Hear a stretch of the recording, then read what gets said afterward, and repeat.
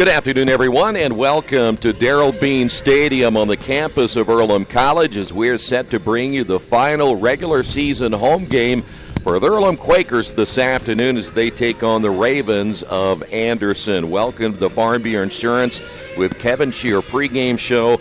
And as you can probably tell by the look at what you're seeing right now, there's plenty of rain on the press box window. Temperatures, we understand, it might be getting around 40. The real field temperature down to about 31. It is raining. It is nasty. It is just a completely ugly day, no matter what you're doing outside here in Richmond, Indiana. We were just informed that in Minneapolis today it's sunny and they'll see a high of around 70. So I'm assuming that our sports information director was going to make us feel better. I feel warm already knowing that it's nice in Minneapolis. The Quakers will, in fact, they have qualified for the playoffs. Now they finish out against a Ravens team today that'll look to at least spoil who they will play in that opening round. And we'll talk about the Ravens coming up in just a few moments. The Quakers fresh off a loss to Marietta. That was a game that was 3-3 at one point, and then the Quakers just could not get anything going on the face-off. They ended up losing that contest big just a few nights ago. So stay right there. We're going to talk about the Ravens. It is senior day. One senior will be honored here today. Joe Enright will be the lone senior that will get recognition. We'll talk more about that as well. But stay right there. The scouting report on the Ravens coming up next right here on Radio Troy Digital Sport.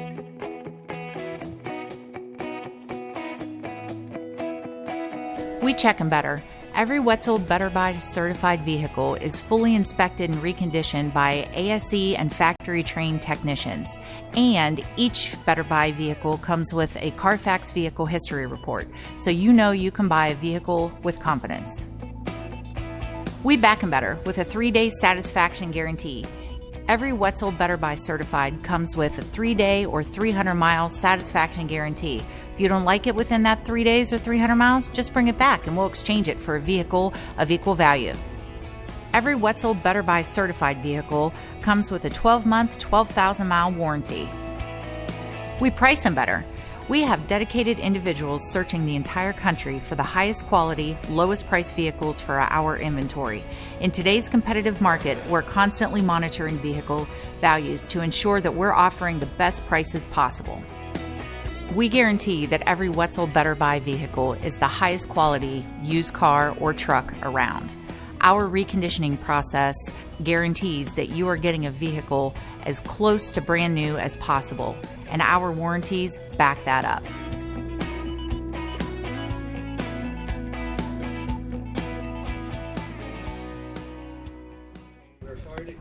Joe Enright, as we mentioned, the lone senior being recognized here at pregame as he will be playing, at least from the regular season standpoint, his final game in a Quaker uniform as part of this now a 2-year program that is qualified for the playoffs in its second season. Let's go and take a look at the Anderson Ravens, and they have struggled. There's no doubt about it this year. Offense has been a huge concern. They come in at just 1-9 on the season. They've had a couple of their matchups this year postponed because of bad weather.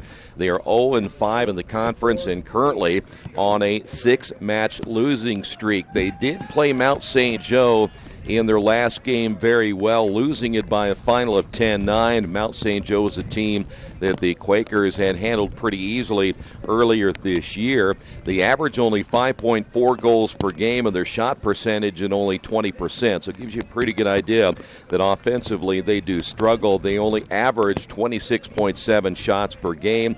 Their face-off percentage also is not very good. That'll be a key today for the Quakers as well, because Earlham's face-off percentage has not been good this year, and especially against Marietta, they really did struggle in that contest, and their clear percentage at .491. So possessions early going a lot in the way of the opposing team, not the Anderson Ravens. Their last win came back on March 13th. They beat La Roche by a final of 11-10. And let's go on the defensive side. They give up 18 goals per game. That's good news for the Quakers. Another team that's averaging only 5.43 goals per game and giving up 16.7. And today in goal for the Quakers will be Blake Francis, at least in the first half. They have sometimes started either Josh Wilson, or take that back, they've either started Blake Francis or Josh Perkins in goal, but now it'll be Francis in goal. We might see Perkins in the second half. Real quick, it will be Eric Fisher in goal today for Anderson. Fisher giving up 70 goals on the year, an average of 16.95 goals per game. He has 50 saves. His save percentage is at nearly 42%. We'll keep an eye on three key players today for the Ravens. It included Jacob Spratley at 15 goals, 8 assists, Tristan Wilbrandt, 11 goals, 8 assists, and Jonathan Orloff, 17 goals on the season. So that's a quick look at the Anderson Ravens as they want to finish out their season and get a win, not only for the overall record, but also get a win in conference play this season. All right, the pregame festivities are behind us. Do not go away. When we come back in just a few moments, we will get this one underway here this afternoon. It is cold, it is wet, it is miserable for these players. Hopefully we'll have a clean one here this afternoon as the Earlham Quakers look to move to 4-4 in conference play. It's coming up in just a moment right here on Radio Troy Digital Sports. Some people are born lucky. Other people take luck into their own hands, avoid stepping on sidewalk cracks, and wouldn't dare walk under a ladder. But whether you're born with luck or make your own, when it comes to your insurance coverage, luck should have nothing to do with it. So talk to Indiana Farm Bureau Insurance today or visit them online at infarmbureau.com to purchase an auto policy. Indiana Farm Bureau Insurance. Stop knocking on wood. Questions about your coverage in Wayne County? Call 765-962-9548 and ask for me, Kevin Shearer. Big Boys Pizza is now open in Richmond, located at 1015 East Main Street, next door to the Civic Theater. The menu has great sandwiches, pasta, salads, and of course, pizza. Come dine in, carry out, or have your food delivered day or night, at home or at the office. Other locations are in Connorsville and Brookville. Bring in a sports ticket after any game and receive 10% off your purchase. Ticket must be dated for the same day as your purchase. Dine in, take out, or delivery, Big Boys Pizza. 765-488-0023. Kate's Cages is the #1 indoor training facility for baseball and softball in Richmond by far. With top flight instructors, you will learn how to play the game the right way. Everything from pitching, hitting, catching, and fielding. Kate's Cages will also have the opportunity to participate in triple play fall ball, the softball academy, individual and team camps, and individual private workouts. Kate's Cages Baseball and Softball Indoor Training Facility, 1366 Rose City Boulevard. Call 993-2353 for more information. The steady rain will continue. It looks like at least you can hear it every once in a while on our crowd mic just outside. You'll see again the rain on the window. We apologize for that, but not a whole lot we can do against Mother Nature here this afternoon as that rain is going to stay with us for a little while longer. There you see the Anderson Ravens. They again will be in their orange. The Quakers in their home whites as we're about ready to get this one started here this afternoon. For the Anderson Ravens, Tristan Wilbrandt starts along with Mike McManus, Joel Lee, Jonathan Orloff, as well as Caleb Spencer, Jacob Spratley, Derek Thorpe, Gage Jones, Daniel Stevens. We mentioned Eric Fisher wearing number 35. He will be in goal this afternoon. And by the way, they have no subs, speaking of the Anderson Ravens. So they are at the 10-player starting limit, and that is it for today. The Quakers, Joel Dominguez gets the start. He is the leading scorer for the Quakers. They have to get him going today. Anthony Botwell, Joe Enright, along with Logan Rying also starting. Quakers will start as well. Hogan Modirzadeh will also start. He will be in defense today, and we'll also see him play a little midi this afternoon as well. Kevin Ventura, who we'll see in the face-off a lot today, gets the start. Cole Burrell, Josh Wilson, Blake Francis, and Will Fry. Those are your starters for both teams here this afternoon. And again, depending on whether the Quakers win or lose, we were informed earlier that that will depend on who the Quakers will play in the HCLC playoffs.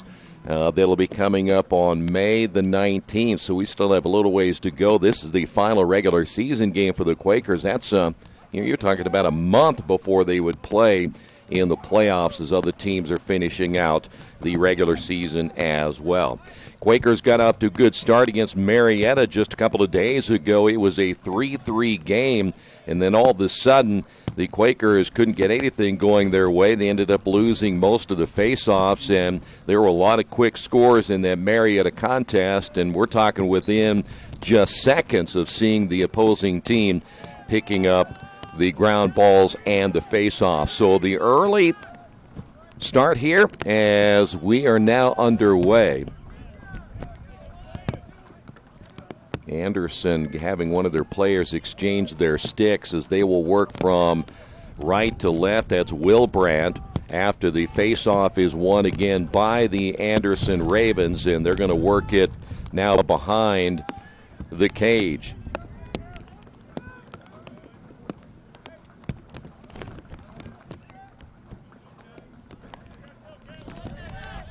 Quakers pick it up off the turnover, and Anderson able to get a stick on it at midfield. That's Joel Lee out of Middlebury, Indiana. The ball goes out of bounds on the far side, and there are actually about, there's a few Anderson fans who have made their trip here to see today's matchup. Umbrellas will be out for the entire afternoon, it appears. After the turnover by the Quakers, Anderson will get it back. That's Spratley. And Spratley, 15 goals, 8 assists. We'll work it on the wing, and now to the left side, now to Wilbrandt. Wilbrandt, now to Lee. Lee, shot clock still at 60. Plenty of time to work with here for the Ravens. No hurry as they want to have ball control here this afternoon. As we said, no one on their bench to work with, so there's a dive to the inside. Wilbrandt with a shot, saved by the Quakers' Blake Francis, and a good start for Francis as he takes the hard shot, but now the Quakers will give it back once again. Here's Orloff. Orloff loses that one as that one goes out of bounds. Might have been last touched by Will Fry for the Quakers. As once again Anderson working inside and now bouncing it behind the cage. That's Joel Lee, and it'll stay here. Last touch by the Quakers. And now we have a whistle and stoppage of play for just the moment, and now we'll pick it up once again with Anderson in control as they work it in the attack area. This is Wilbrandt. They want it on his stick and in his cross as much as they can, but there's a turnover by the Ravens, and it'll go back over to the Earlham Quakers. Will try to get their offense going for the first time here today. Earlham has yet to get it past midfield as this is just their second possession. Here on the near side is Josh Wilson. Dodges back to the inside. Wilson was injured there for a while. They're glad to have him back as he'll bring it across midfield and work it now to Cole Burrell. And now the Quakers will have their settled offense for the first time. Just a little bit outside, though, the attack area. And now there is Coleman. Quakers will work it behind the cage. This is Dominguez. Dominguez losing it, and we might see that a lot here today simply because of the wet conditions we are dealing with here this afternoon. Ball is loose again, as this time Daniel Stevens unable to hold on to it. The ball will go into Anderson territory, and there's the Quakers to pick it up. That's Josh Wilson once again. Wilson on the advance, pass. Rying unable to hold on to it. The double team scramble for the loose ball, and eventually picked up by Earlham as the Quakers will advance it. This is Will Fry once again on the right wing. 15-minute quarters. Quakers look to attack and get the first goal of the afternoon. The goal scored by Cole Burrell, the junior out of Arcanum, Ohio, and the Quakers on top of this one, 1-0. Good settled offense there for the Quakers. They score quickly. And we'd already mentioned Eric Fisher giving up nearly 17 goals per game. And Earlham gets on the board just under the 12-minute mark here in the opening period. Now, this is how the Quakers started the last time against Marietta, and then let things get out of hand as they scored 3 goals very early. It was tied at 3 apiece, and then Marietta just simply took off from there. So the Quakers want to try to avoid that. But again, another face-off in favor of the Ravens. Just under 11:30 1:30 to go here in the opening period of play as we see Jacob Spratley go back and change his cross. And that is Spratley who receives it now out front. Will go into the attacking area, and that ball is shot wide to the left. Picked up on the backside of the cage, and once again to the inside, bouncing on the shot, no good by Orloff. And the Ravens will hold on to it. But now we have whistles and a stoppage of play. They may reset the shot clock. They want it 53 is what they're saying on the shot clock, I do believe. I think they reset it on the shot. It didn't change possessions, and so now the shot clock set at 53. Here is a good look at Joel Lee. Lee shoots and misses. Good save again by Blake Francis. That one caroms all the way to the near side and eventually will go out of bounds, and it will go over to the Quakers. So we have seen Blake Francis a couple of saves early in this one here this afternoon as we're under 11 minutes to go. Quakers lead at 1-0. See the Ravens trying to force the action defensively. Here's Ventura up the right sideline. Ventura spins back to the inside. Quakers nothing there. It'll be Joe Enright. We mentioned Enright, the lone senior, now in possession straight away. As the Quakers set it up now to the near side, looking for their second goal. There's a very weak pass by Ventura, and Ventura able to run it down. I don't think he anticipated the defender being there, and Derek Thorpe. He is out of Hamilton Heights High School. Ventura losing it behind the cage and eventually picked up there by Dominguez. And now Joel will skip back to the inside as he changes directions twice, and Dominguez cradling that ball, and will find his teammate Coleman. That's Keith Coleman Jr. DeMatha High School in Maryland, as Coleman looks to the near side, goes out of the cross of two different players from Earlham, and eventually goes out of bounds as Josh Perkins unable to run it down on the near side. And here come the Ravens again. Lead pass at midfield. On the fast break now for the Ravens. Ravens just outside the 12-meter mark, and they're in the attack area. Good look at Orloff. Orloff works it to the right side as we come up on 9 minutes. Orloff against Coleman. And again, they'll set it up out front. Joel Lee out of Northridge High School out of Middlebury, Indiana. And now you get a look at Will Brandt. Will Brandt to the right, fires long, misses high and to the right. And so far, good game here for Blake Francis. Read that one well. And now the official blows it dead once again as we're just over 9 minutes remaining here in the first period of play, and it's 1-0 Quakers. Ravens work out front. That ball is going to be checked from behind. Ravens will keep a nice pass to the inside. It's lost, but eventually picked up once again by Anderson. That pass intended for Orloff, who was cutting down the middle. Here's Lee. Lee knocked out of his stick. Good defense there by Will Fry. And here come the Quakers after the missed opportunity by the Ravens. Up the left sideline. Quakers quickly move into attack mode. Here's Coleman. He's looking for Dominguez, who goes low and scores, and Dominguez will pick up the goal. It's now 2-0 Quakers. Excellent play and good offense again by Earlham in that possession. That all started with Dominguez able to get that ball low where he wanted it to go and bounced it right by the keeper in Eric Fisher. And we have a timeout.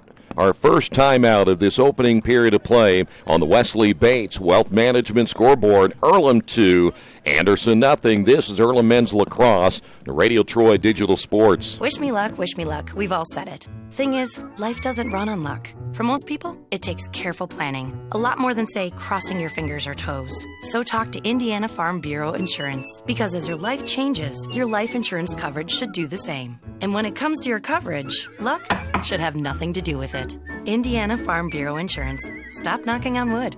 Questions about your coverage in Wayne County? Call 765-962-9548 and ask for me, Kevin Shearer. At First Bank Richmond, we provide you with an excellent banking experience. Whether it's personal checking, savings, mortgage loans, consumer loans, retail lending, or trust and investments, you can count on First Bank Richmond. First Bank Richmond has been serving the Richmond area since 1887. For more information, give them a call at 962-2581 or go to their website at firstbankrichmond.com. As always, want to remind you live stats throughout the entire day and all Earlham sports news on GoEarlham.com. At halftime, as always, we'll run down the first half scoring numbers and the first half statistics. On the face-off, only 2 wings are available for each team as we go back once again to another face-off, which has been won pretty much by the Ravens so far here, as Coleman unable to get the face-off. It is Spratley coming away with it there for the Ravens, and they'll set it up in the half once again. Settled offense once again here for the Ravens. They've tried to work it on the wings again as that ball worked to the inside, bounced high in front of Francis. It goes over the cage and out of play, and it will belong to the Ravens. Now, the one thing that you'll see Spratley do is once he gets done with the face-off, he has to go back and get a new lacrosse stick because his is way too long. That'll be work for defense, not for offense, and now he will come back and work into the offense as well. Shot clock down to 43 seconds. Good look at Will Brandt. He's out of Cathedral High School. There's a flag down. That'll be a delayed penalty right here, depending on what happens with this possession. And I think they've gotten the penalty called against Cole Burrell, so that is going to be a time-served foul. And so now you're looking at the Ravens with a man-up opportunity right here. In general terms, we would call it a power play opportunity when you have an extra player. So the Quakers will have to play a little more zone right here. They being a man down. Now Spratley out to Will Brandt. Now here's where the Ravens, since they struggle offensively, that's a wind-up and a shot and a score. Spratley picks up goal number 16. He's out of Columbus East High School, just a freshman, and he makes it a 2-1 contest, and there's what a man-up offense will do for you. As the Quakers unable to cover everybody at once, and that was a really hard shot out front by Spratley, who picks up the goal and cuts that deficit for the Ravens 2-1. 7:25 remaining here in the opening period of play. Rain has kind of quieted down a little bit, but it is so cold and wet here today. It wouldn't matter a whole lot no matter what's going to happen the rest of this day. I'm curious to see with the Ravens not having more than the 10 players, how they'll respond, especially in the second half. Face-off won again by the Ravens. Here's Spratley. Now, Spratley took a shot his last time with that large cross. This time he's going to pass it up. Good pass inside. Lost there by Orloff. And Orloff able to pick it up. Good ground ball pickup there by Orloff. And the Ravens look to set it up out front. Lee has that one go over his stick, and that'll go past the midfield line, and they're going to stop it right there. And that's where the Quakers will have the possession. Ventura is out. And the Quakers work now with Botwell. Botwell with a left-hand shot wide to the right. And that one will stay with the Quakers. And now all the officials stopping play here. Let's see what they're going to call. It will be Quaker ball. They're going to put the shot clock at 52. I think the reason behind that is it wasn't touched by anyone. It has to be touched. And then they would reset it, but it wasn't touched by anybody from the Ravens. So this is the second time we've had to reset. Well, they're going to put it now at 72. That's different than 52. So for the second time, we've had a reset of the shot clock. Quakers will have it in their possession. Josh Perkins behind the cage and outside to Coleman. Quakers in the attack area once again. Here's Coleman. Coleman losing it. Good check there by the Ravens. Give credit there now to Spratley, who's played well. Spratley all the way down the field himself. Spratley has set it up, and we'll go into the settled offense here. We call it also a half-field setting now for the Ravens. They try to tie it up at 2 apiece. Now what you see here is everybody's kind of slowing down because Spratley has to go back, change sticks, and then come back and do it again. So he's going to spend a lot of time as a late flag is down. He's going to spend a lot of time going back and forth. They just don't have the numbers. There's a turnover, but I think we'll stay here. Flag was thrown way out front. You can hear a couple of the fans telling the Quakers to stop the penalties, as coming out of the Quaker lineup is Cole Burrell, and that could be a time-served foul. And then you're looking now at the second straight time that the Quakers will be a man down, and Anderson here an opportunity to score a man-up goal once again. Shot clock was reset at 80, so plenty of time here for the Ravens as Anderson forced way outside the attack zone area. The ball passed inside, ball loose, bad pass by the Ravens, and it cost them a turnover and a possession. Probably should have brought that back out once again. There were too many Earlham players all around the middle of that offense. As the Ravens, a costly mistake. Here come the Quakers in transition. They have numbers in the pass way too high for Dominguez and goes out of bounds. Turnover by the Quakers. Ndukwu is in. That is Chima Ndukwu out of Chesterton, Indiana. Boy, he had Dominguez to his left. If it's a good pass, Quakers may have had an opportunity to score. Unfortunately, another turnover by the Quakers. Out of goal is Fisher. Lead pass will find Wilbrandt just shy midfield, and now Wilbrandt will go on the attack here for the Ravens. We are now 5 minutes remaining here in the first period of play. Good look at Spratley.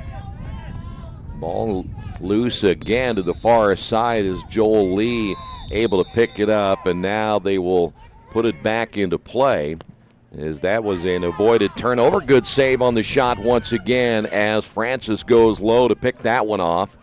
And now the Quakers get it to midfield and then right back to the Ravens again. Another turnover by the Quakers.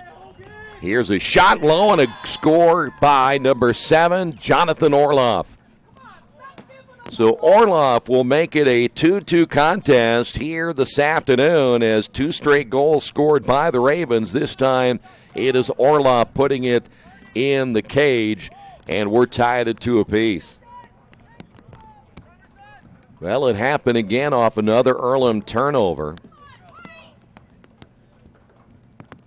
So back to the face-off, and limping in this time will be Spratley, and Spratley has won, I think, just about every face-off we've had. Ventura back in for the Quakers. This has been kind of a rough area for the Quakers this season, and that is the face-off. So here we go once again. Ravens battling back after an early 2-0 deficit. And boy, how we talked about this game, much like it was with Marietta, where the Quakers got up to a good start. And the ground ball picked up again by Spratley, and another face-off won by the Ravens. But again, Earlham got off to a good start against Marietta, and then either just lost focus and ended up losing that contest. And Marietta scored very quickly, but this time it'll be a low-scoring Raven team coming in. But 2 goals early as Wilbrandt waiting for his teammate Spratley to come back out. Now it'll be Spratley on control on the right wing. Under 4 minutes remaining now here in the opening period of play. Near side to Gage Jones. Jones will receive the screen there from Wilbrandt. And now Jones forced way outside by Earlham's defense. That's Will Fry out of Cincinnati, able to force the action way out near midfield. Now Jones to the right wing. Jones wants to dump it behind the cage. He will.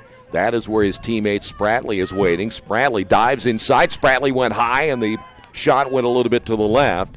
I don't think it was touched that time by Blake Francis.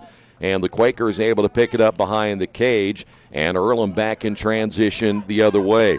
As they'll make it all the way to midfield, here's Ventura. Ventura back toward the middle, just inside the circle. Gets the screen there from Joe Enright, and then falls to the turf. Ball is loose, and we have a whistle and stoppage of play. It'll stay with the Quakers. They will reset the shot clock. Quakers make some changes. Ventura is out. And after the quick change, Quakers will have it in possession with Burrell. Burrell on the right wing. That's Josh Perkins out of San Diego, California. Bet the weather there is a little bit nicer than it is here today as Perkins receives the screen from Dominguez. Dominguez gets it back on the give and go with the left hand. Can't get the shot to go. Ball caroms outside and eventually picked up by Joel Lee of Anderson. Ball is loose. Several players going down on the wet turf. And the last one to have it was Orloff there for Anderson. Quakers able to pick it up. Get it on the near side to Burrell. And now Burrell on the right wing. Will he work it behind the cage, which is generally the case? He'll get the screen from Dominguez. Dominguez tried to flash free. Ball loose again. And eventually picked up by Enright on the near side. Shot clock down to 58. Ball all the way near midfield. Ground ball picked up there. As Rying is now in possession for the Quakers. He loses it. Ball still loose. Ground ball. Who's going to get this one? 50-50 ball as both teams battle for it, and eventually picked up by Joel Lee there for the Ravens. Quakers with a turnover. Here's Daniel Stevens. Stevens can only go so far, and then another turnover by the Ravens. Quakers back the other way. Here's Burrell. Long-range shot, no good. Bounces outside. High in the air. Burrell picks it up. Winds, fires, and misses wide to the left. And that will go over to the Quakers. Burrell going deep on the shot. In fact, he had two deep ones. The first one was way outside, probably near the 30-35-yard line before he came back with that second shot as Fisher will put it in play. Fisher now leaving the net empty to find a teammate on the run, and he will as Mike McManus is on the run now, and McManus into the attacking half, and the ball high. That's over the head of his intended teammate, and eventually it will go out of play in a turnover by the Ravens. And at times you can tell that both teams have had a real struggle offensively. Just getting the ball in position to score has not been easy here today. Near side, Ndukwu now for the Quakers. He'll dodge to the outside. Ndukwu trying to get an angle on the near side. Passes inside. Shot's going to be high to the left. Perkins unable to get the goal. And the ball goes out of bounds deep in the corner. It'll stay with the Quakers. 42 seconds remaining in the opening period of play. Quakers would love to get one here, get some momentum into that second quarter. This is Coleman in the attack area. Ball loose. And who's going to pick this one up? It'll be Botwell. So near turnover again by the Quakers, but Botwell there to save the TO. Here's Botwell working inside, shot wide right, and it eventually goes out of play. Time down to its final few seconds here in the first quarter. It stays with the Quakers. Behind the cage in Ndukwu. Quakers need to get a shot here. Enright reaches out, gets possession. Enright has 4 seconds remaining. Enright with the left hand, and it's going to be checked out of his cross, and the ball comes loose. It was 23 Spratley who got a stick on it, and that's going to end the opening period of play. After one on the Wesley Bates Wealth Management scoreboard, it's Earlham 2, Anderson 2. This is Earlham Men's Lacrosse on Radio Troy Digital Sports. Best One Tire and Service has been committed to our partners since 1948. With more than 250 locations in 26 states, Best One puts over 1 million tires on the road every year. Superior tires, expert service, competitive prices. Best One Tire and Service, where the best costs less. Hi, I'm Roger Clark with Best One of Richmond. Because Best One is one of Bridgestone's largest retailers, we offer exclusive Bridgestone savings. Visit us in Richmond to save on Bridgestone tires today. Georgia Direct is your one-stop source for floor coverings and decorating ideas for remodeling a home, office, kitchen, or bathroom. Their showroom offers quality products from Mohawk, Shaw, Armstrong, Craft-Made, and many more. They proudly offer Richmond the best quality and variety of home design solutions at competitive prices. At Georgia Direct, their goal is to deliver an outstanding customer experience from selection through installation. Georgia Direct Carpets and Cabinets, 5200 National Road East, Richmond. Now, nothing decided after the first 15 minutes of play. Live stats, as we mentioned earlier, on GoEarlham.com right now. 11 shots for Anderson, 7 by the Quakers. Shots on goal, 7-3 in favor of Anderson. The faceoffs won. Here's the number again that gets a little bit tricky for the Quakers. The Quakers have not won a faceoff yet. 5 faceoffs won by Anderson. We saw how that was a huge area of concern for the Quakers in their last game against Marietta. So now Quakers will attack right to left. Ventura will be back in once again for the faceoff. Earlham has tried other players there, including Keith Coleman.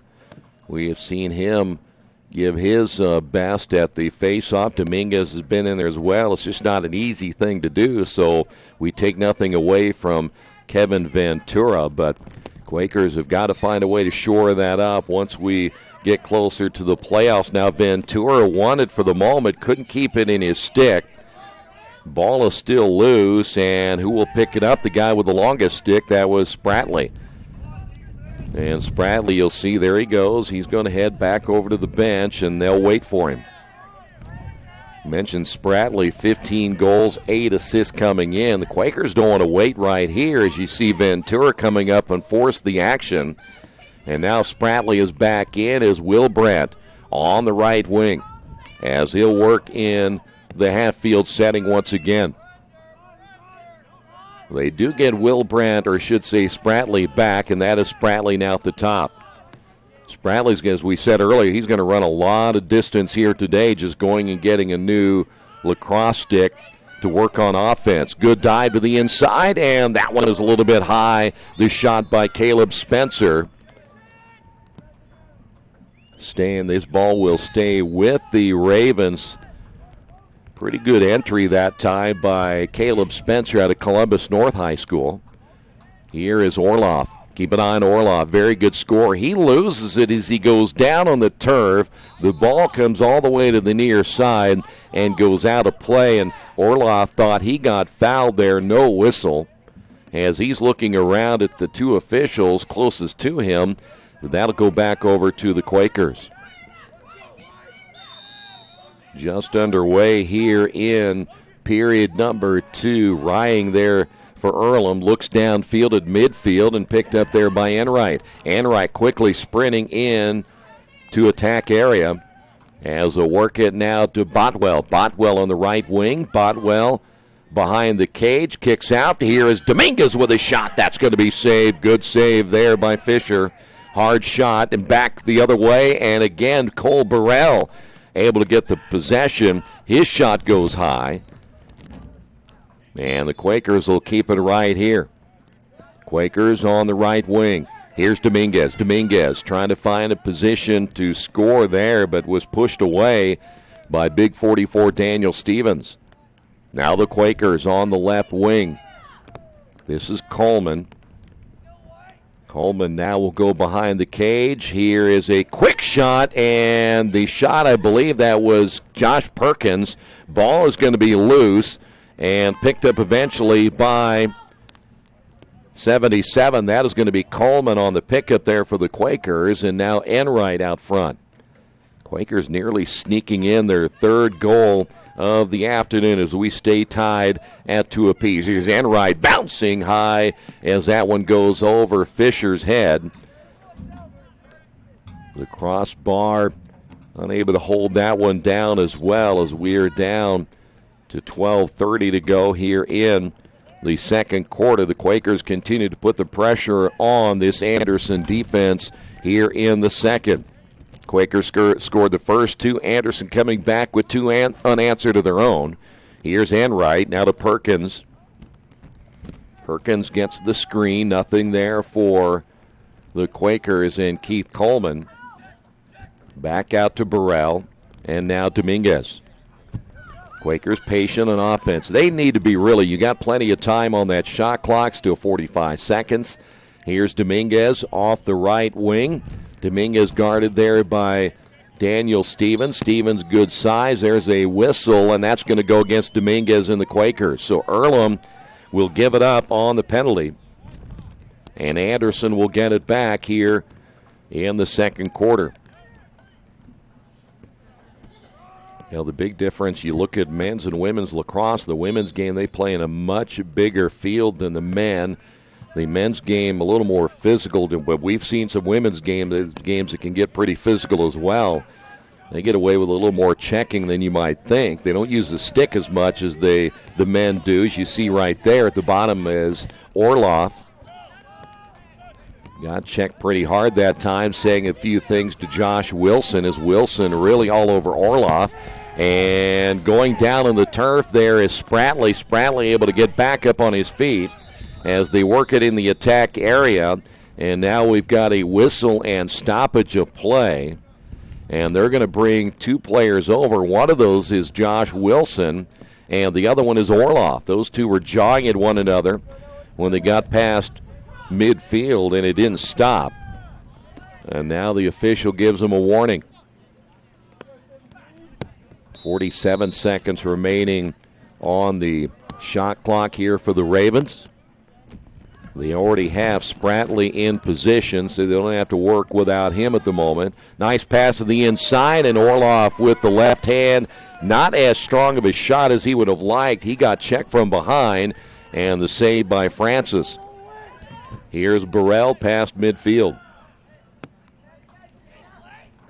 Quakers had a lot of opportunities their last time down the field, but unable to score, and eventually the penalty cost them.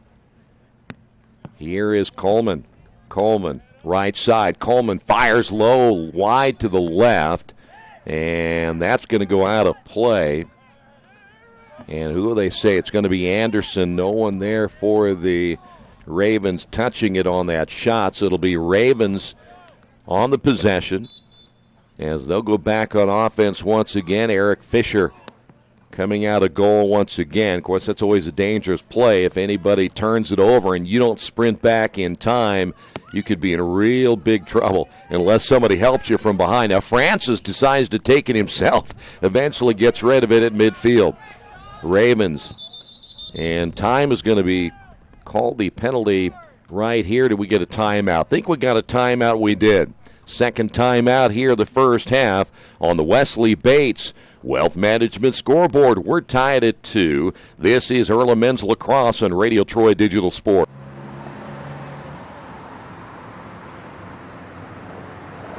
I got this.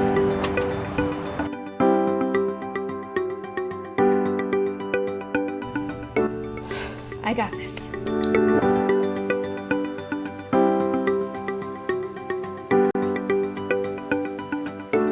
I got this. At Harrington Hogue, we believe your life belongs to you. That's why we work hard to make sure that your insurance coverage is the last thing you have to worry about. So when it comes to keeping you protected, We got this.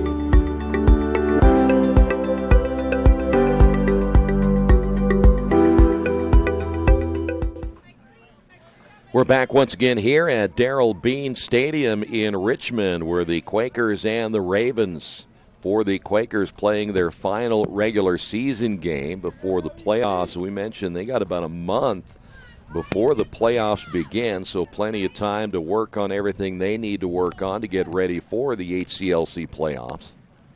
Earlham wins today. They'll finish at 4-4 in the conference. Anderson will look to build on next year.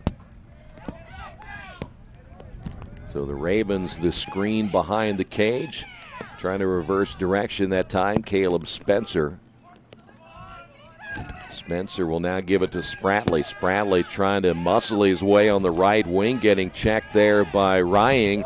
And boy, he goes down and goes down hard. And there is a flag down as well.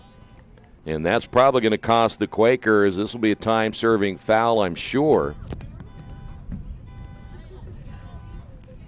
Even the fans showing their approval of that hard check right behind the cage when Spratley went down trying to reach up and perhaps sneak a goal in on the right side on the pipe on the right. But now we wait. They generally don't let us know what the call is. Sometimes we can hear them downstairs. And who's going to get the foul here will be the next call. We mentioned the rain is not quite stopped yet, but it's come pretty close. That's good news. Who's coming out? We're waiting to see if it's going to be Ndukwu. He's heading that way. Either that or Ndukwu just out. I think they're saying right now this may be Quaker ball. That's a huge break there for the Quakers. I thought it was going to be on Earlham for sure, but it is not the case. So now Earlham will have it at midfield and go on the attack as they'll work it toward the attack area to our left. So a big break for the Quakers. And the player that went into the penalty area for the time-serving foul was Jacob Spratley. That shot's wide to the left, so it is Spratley, the guy who got hit and went down. Not an Earlham player picking up the penalty here in the second period of play. We both gone on a scoring drought now. We started early. Nice pass and unable to bring it down, though. Boy, I tell you what, that's tough because you saw Perkins heading toward the cage. If that pass was just a little bit lower, he potentially had a chance to get a good look at Eric Fisher. Fisher was playing that one off to the left. He was shifted way off to that side, and a good pass would have gotten him in good position. Speaking of Josh Perkins, ball loose at midfield. Anderson and now going back on the attack as they'll have it. Will Brandt at midfield. Changing the stick again will be Spratley, so they'll wait for him to come back in as soon as he gets out of the penalty area. Here's Will Brandt. Will Brandt fires with the left and misses, and that will go out of play. It'll stay here with the Ravens. And quickly back in will be Spratley after the time-served foul, and that is Spratley. Spratley trying to maneuver to the inside, will now find himself losing it, but eventually picked up. Ravens will keep it. Another bad pass over Orloff and goes out of bounds on the near side. Turnover again by the Ravens. Boy, that ball comes loose again. I'm not sure how they're handling it with all the wet conditions, but apparently not well, as we see numerous turnovers in this one. Botwell to the inside, and winding up and firing and scoring is Cole Burrell for the second time today, and the Quakers now lead at 3-2. Boy, Burrell had plenty of time to wind up and fire that one. That's a tough one on the inside when you consider that Eric Fisher played that one, I thought, relatively well. But, boy, Burrell had so much on it that there wasn't much that Fisher was going to do to stop it, especially when you see Burrell. He's fired that one 3 times from long range and finally gets that one. As now the Quakers on top 3-2. So back to the face-off. This is, again, an area. See if the Quakers can get one here. They will not. Burrell beaten at the circle by Spratley. Spratley's going to fire again, and he's going to miss. But Spratley figures, you know what, I got this long stick. I might as well give it a shot while I can. As now the Quakers back on defense. to the inside. High pass and another bad pass off the stick of Caleb Spencer, and the Quakers will get it back. Another turnover for the Ravens. As now the Quakers have some momentum headed their way. Past the restraining line and into the attack area, the Quakers will now settle. We're coming up on 7 minutes remaining before halftime. Here is Burrell. Burrell behind the cage, went high and scores again. 2 straight now by Cole Burrell, and the Quakers now lead at 4-2. Burrell, the junior out of Arcanum, Ohio. Boy, your defender, if you're Anderson, you got to wonder why someone didn't come up and stop Burrell from getting so deep off of the backside of the cage on the left and just was basically untouched as he stepped in and scored high on Eric Fisher. So now some adjustments will have to be made by Anderson. Only stop that play and stop Burrell, but now they got to get things going on offense again. They win another face-off here. Spratley. Quakers continue to handle Spratley pretty well. Spratley turns, losing it, and the Quakers pick it up. And Spratley went down again. He got hurt. He is way behind the play. Here come the Quakers back the other way. Earlham, here's Fry, fires, and that's ricochet off of the stick of Fisher. There is a red, or is that 2 flags down now? And we're going to stop this one here before it gets any worse. Now, first off, it was Spratley at the other end of the field. And then we saw a couple of players go down at this end. And Duku is out again for the Quakers, and now we wait to see how they'll settle this one.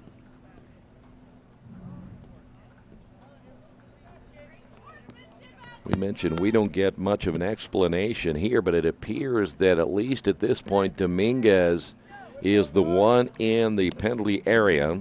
So that's going to be a time-served foul on Dominguez. And so the Anderson Ravens will be man up right here, an opportunity, unless it is a penalty shot situation, which it very well may be the way we're heading to the other end. Are they just going to give it again out front? And they apparently will. Once they give the decision to the scores table, then we'll continue playing. So it will be Anderson with Will Brandt out front. They'll be man up here. Somebody has to get a ball. We haven't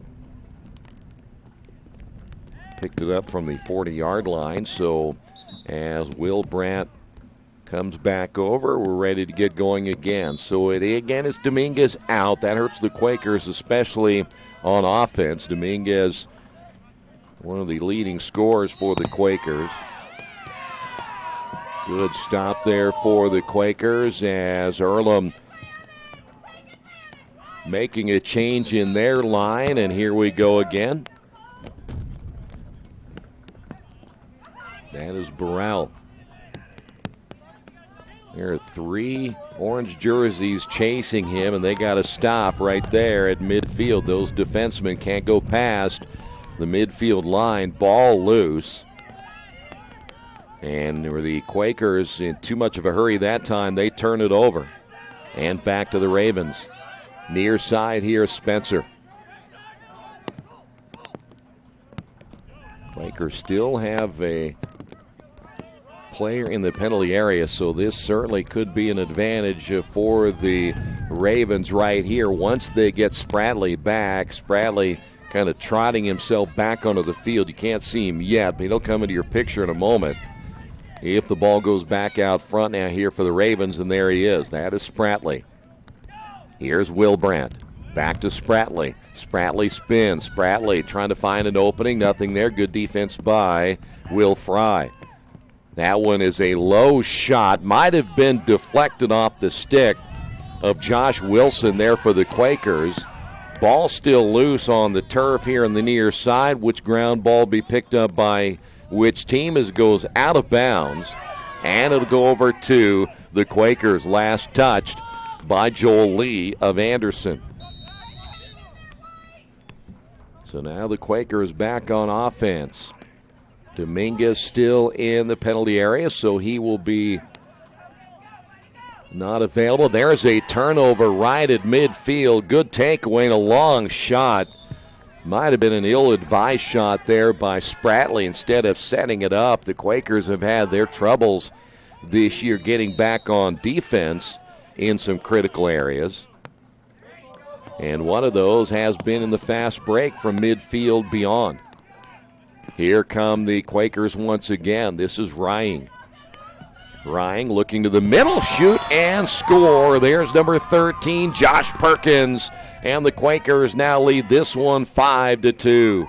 3 unanswered goals by the Quakers here in this second period.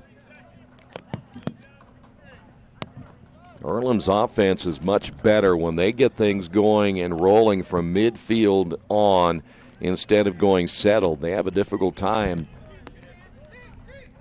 really getting goals scored when they have to settle. But when they go in almost a fast break situation and get that field spread, they're a better team.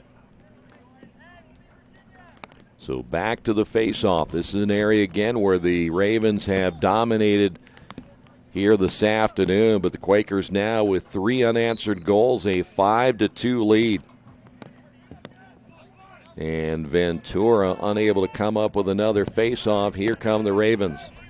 Ravens really haven't got much going with Wilbrandt, Orloff, and Spratley, their big 3 offensively here in the first half, the way maybe we thought they would.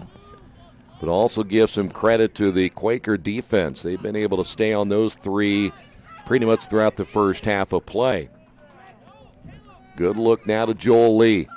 They'll spread it out once again, trying to find a lane they can maneuver into. Here is a shot wide left by Wilbrandt, and most of their shots are taking place well outside. Quakers not letting the Ravens get anything close. Here's Spratley. Spratley fires, and that's going to go wide to the right. It might have been touched first by Josh Wilson. Ravens will keep it, and once again Spratley on the right wing.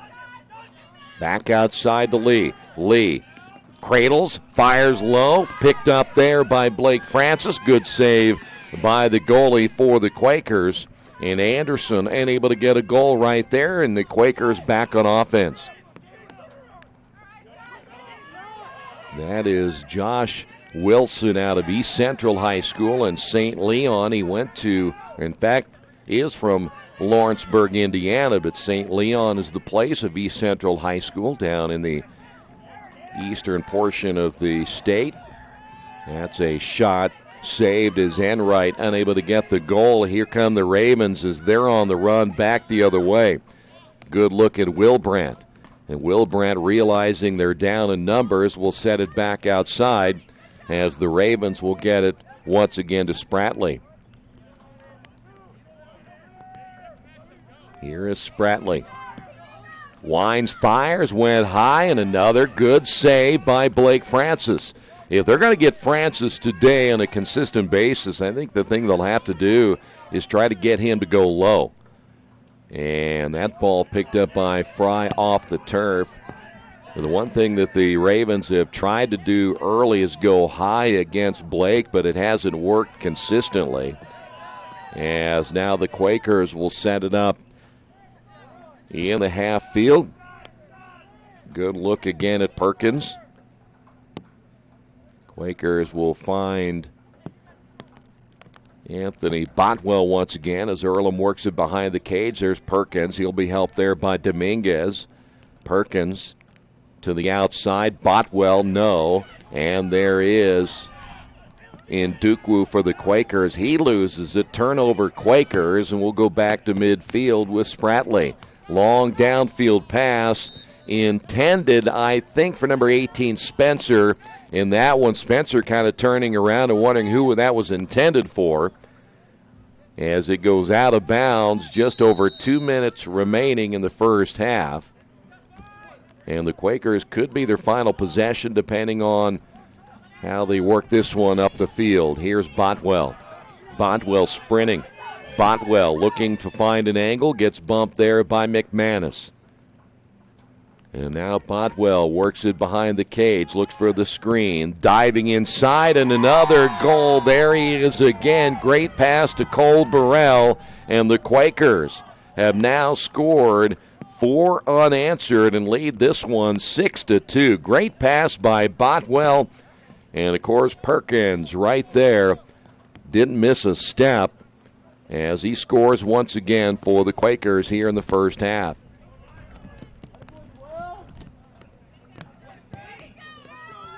So back to the faceoff. Earlham scored the first 2. Anderson gets the next 2, and Earlham coming back with 4 unanswered.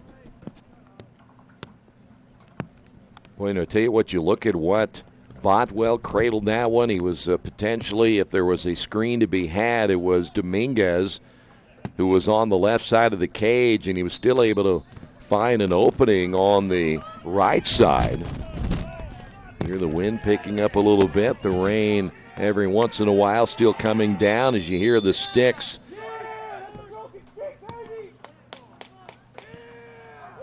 And that penalty or the infraction called against the Quakers.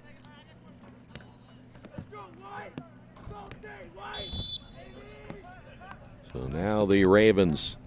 This is Spratley. Mentioned it could be the last opportunity for the Quakers, but boy, they scored so quickly. If they can get it back again, still plenty of time to get down the field in transition and get in position for another score. And now that's going to go against the Ravens, and the Quakers will get it back with just over a minute remaining here in the first half of play. And they're going to come quickly down the left sideline in Ndukwu. Ndukwu gets bumped, and Ndukwu spins and fires, and that's going to be high to the right. Goes out of play, and it will be Ravens in possession. Though Botwell thought it was going to be Earlham ball, the official said no, goes over to the Ravens. So now the perhaps final possession again. Quakers make a change or two. In fact, we'll see. Nope, that's going to be Ventura staying in. He's just going to find who he's going to pick up at midfield. Ravens want to be careful here. Do not turn it over and give Earlham a chance for one last score. There's a ball loose. Who's going to get this one? There's a whistle. That was Orloff who went down on the turf.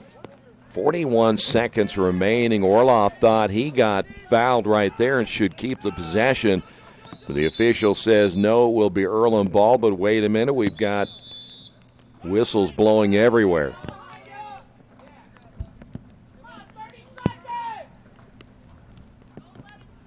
Quakers again in the attack area. Ball comes away, and Earlham will keep it. Perkins back out now to Coleman. And now Coleman on the left wing. Dominguez to the inside. Pass intended for Ryan goes out of play on the far side. And that'll stop the clock with just about 14 seconds remaining in the first half.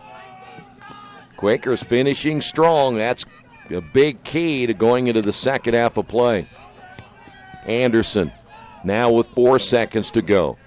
Ravens, McManus, and a flag goes down as time runs out. Now let's see what this will be. Or will they just let time run out in the first half?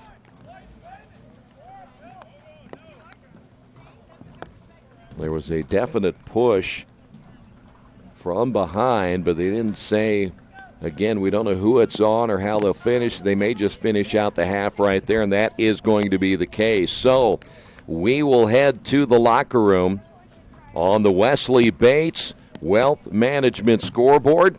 Both teams will be back in about 10 minutes. We'll have the halftime numbers coming up in a moment as well. Stay right there. The Quakers lead at 6-2 on the Wesley Bates Wealth Management scoreboard.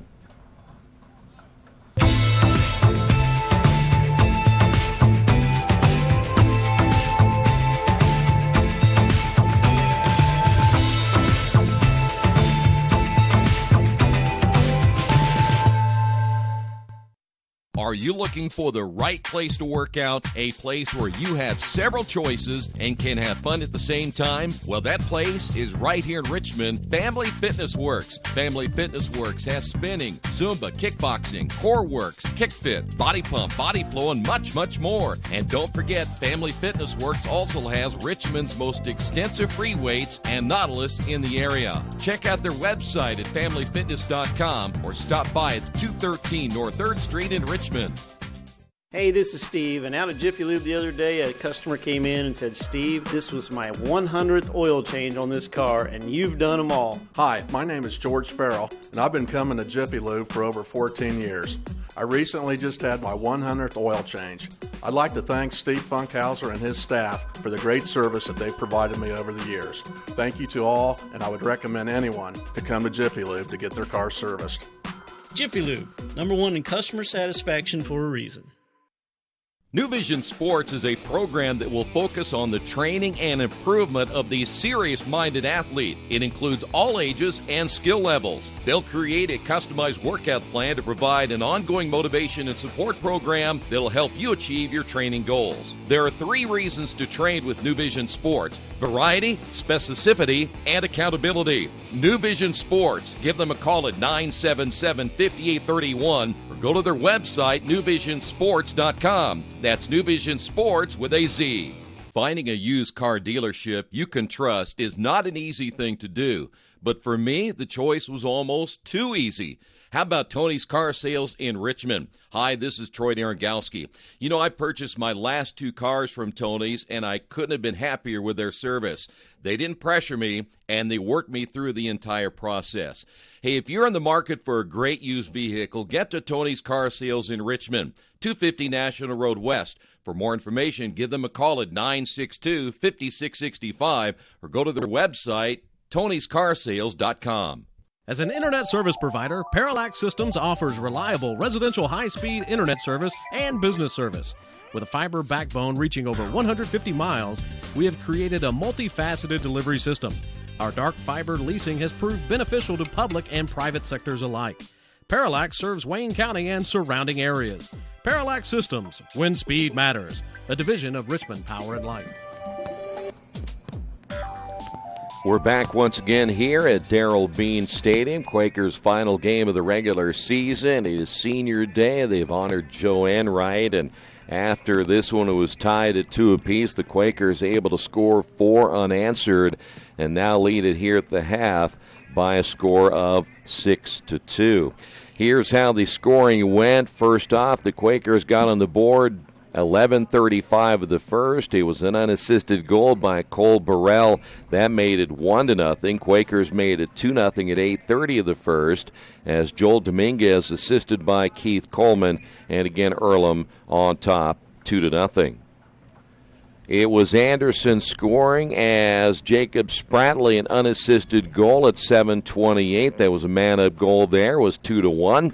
And then the Ravens came back about 3 minutes later with the goal by Jonathan Orloff, and we're tied at 2, and we stayed that way until Cole Burrell picked up a goal at 8:14 remaining of the second quarter. Anthony Botwell picked up the assist.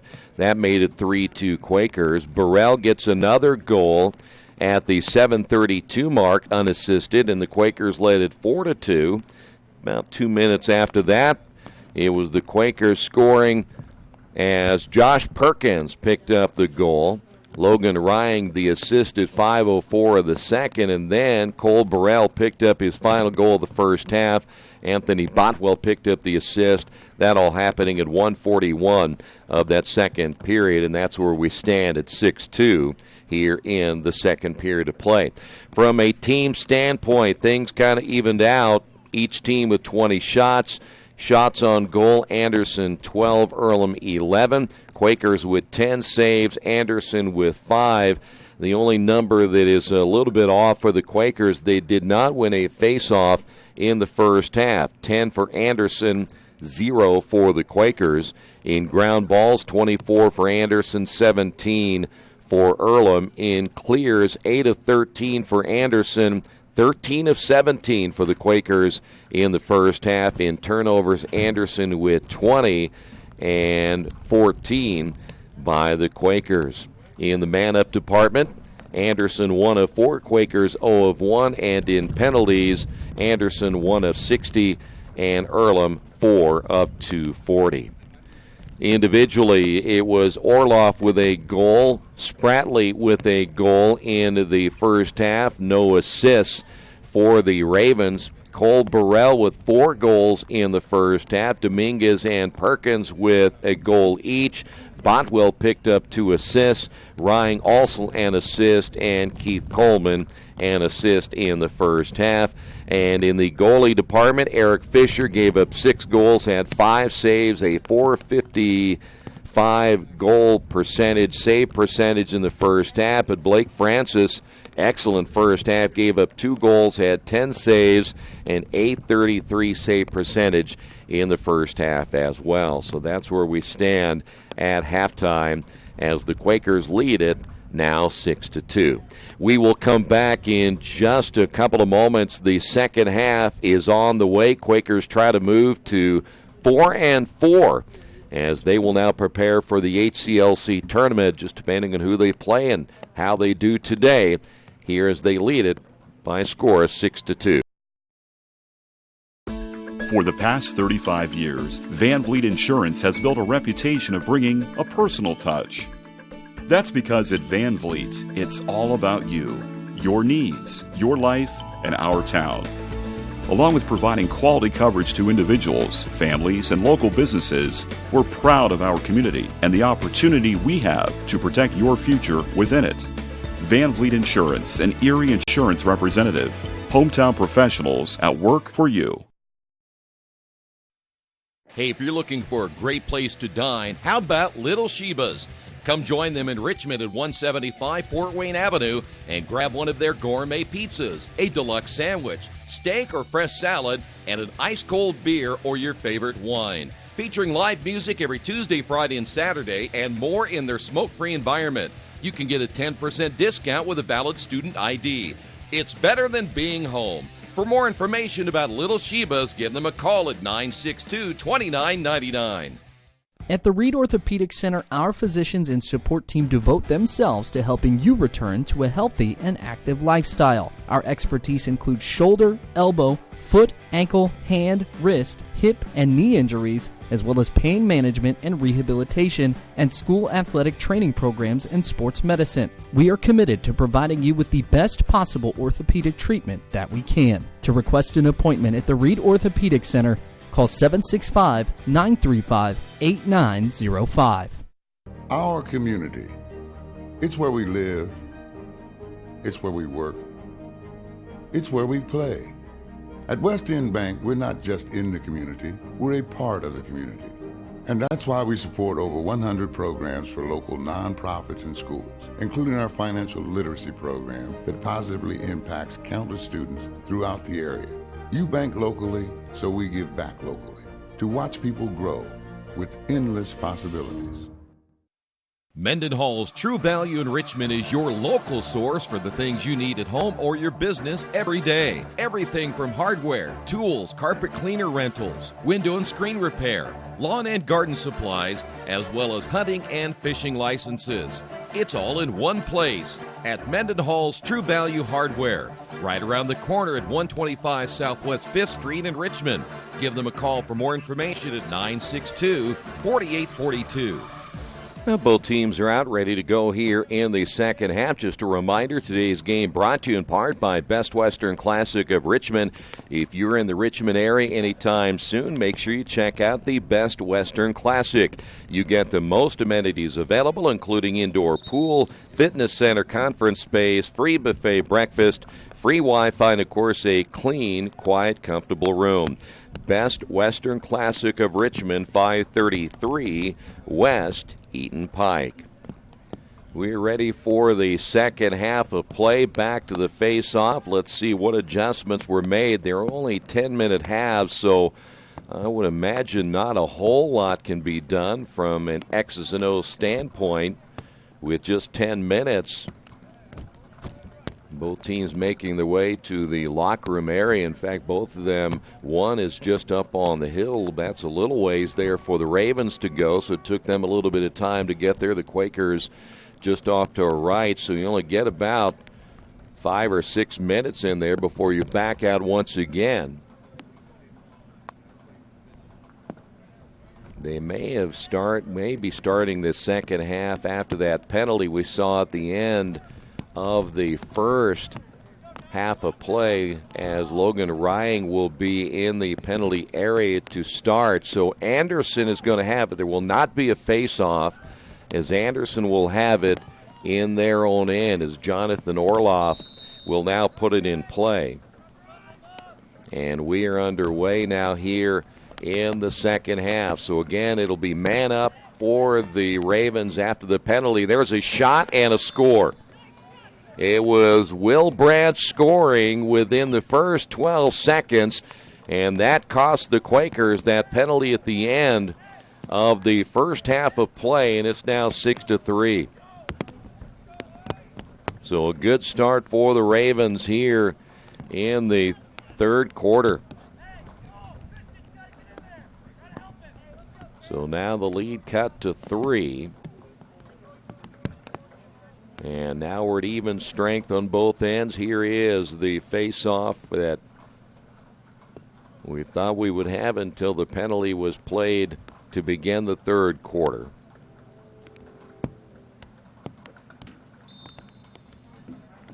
Quakers haven't won one of these yet until right there, but Ventura can't hold on to it.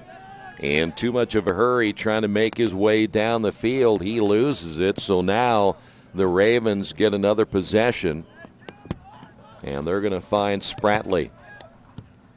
Ryan guarding Spratley, trying to get it out of his stick, and I'm not sure where in the world that Spratley was throwing that ball to, but he sent it way out of bounds. But apparently the Quakers were the last to touch it, so it'll stay here with the Ravens. There have been times you're kind of figuring that the Ravens, better passing team than they are, they'd be in better shape. But boy, there's been a couple of times today it's been way off the mark. Here's Lee out top, and again it'll be Spratley on the right. Logan Rying really doing a nice job checking him as he gets behind the cage. Pass to the inside. Eventually picked up. Low shot by Will Brandt and played well as Francis stays in goal there for the Quakers. Will Brandt tried to go low. It was stick low, shot low, and Earlham not fooled by it at all. And here's the hot hand, Burrell. Burrell to the inside. Quick shot and the score by Perkins. And Earlham comes right back. Great pass by Burrell to Perkins. And Earlham now makes it a 7-3 contest. That is where you really have an advantage over a goalie like Fisher, who does struggle. We mentioned coming in the amount of goals that he gives up at the catch and shoot. That is really tough to stop. So now to the face-off. Here is Spratley. We saw for a moment that Ventura might have gotten a face-off on the last one, but ended up losing it outside the circle, and the face-off won by Spratley, and now Anderson in the half setting. Here is Lee, fires, and again, nice job by Francis. He stayed right with it high, and he throws it at the outside. Quakers turn it over. So Earlham trying to get out quickly. They turn it over here in the third.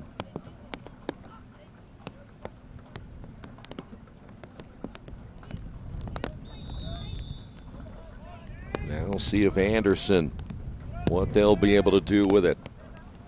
scored off that penalty early, and again, Quakers have scored 4 and answered. There's a ball loose, somebody losing their stick. That was Gage Jones who ended up losing it. Here come the Quakers, and from behind, the stick knocked out of the hands of Modierzadeh. And the Ravens able to pick it up. Another turnover there for the Quakers as Anderson will now find their goalie, Fisher. Thing is, when Fisher's in that goal crease area, they turn it over as Coleman picks it up. Nobody can go after the goalie there, so the Quakers were getting back, and another turnover. Here's Botwell. Botwell on the left wing. We've seen this play a lot. Gets the screen, goes back to the screener. No, he's going to keep it himself. Botwell turns, looks to the inside, over the goalie. Perkins, no, that shot is high. But Botwell is behind it, and that's going to go against the Quakers. I believe they may have said Perkins was in the crease, and I believe that was the case. So Ravens will get it back. Heck, that wasn't a bad play at all. Perkins just had to go too high to get it, try to bring it back down and get a decent shot off. Orloff at midfield now works it into the half setting. Orloff with a left hand high once again on the shot. Back there for the Ravens will be Spratley, joined by Caleb Spencer, and now the Ravens in the half setting once again. Pass intended for Orloff, goes behind him. Ground ball picked up there by Gage Jones. And now this is Wilbrandt. Wilbrandt to the outside. Here's Lee. Lee to his right. Lee winds up, fires low. Francis another save. Good job by Francis. Boy, if anybody's played well today overall, it's been Francis. Here come the Quakers. Botwell to the inside, and another quick goal, the catch and shoot by Josh Perkins, and the Quakers now build a 5-goal lead.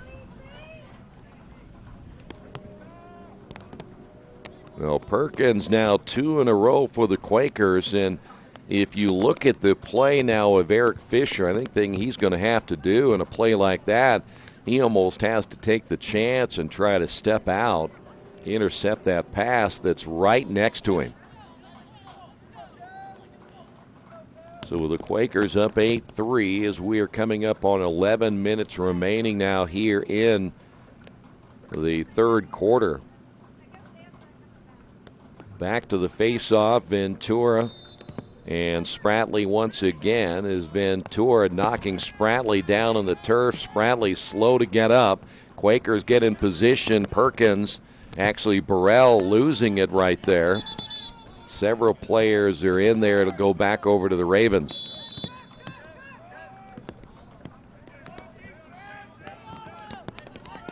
Good look at Gage Jones. He goes back to the middle.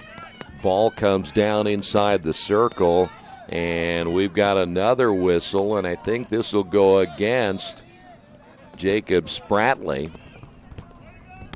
So now the Quakers, after the violation, will set it up in the half-field setting again. Here's Coleman, left hand, no.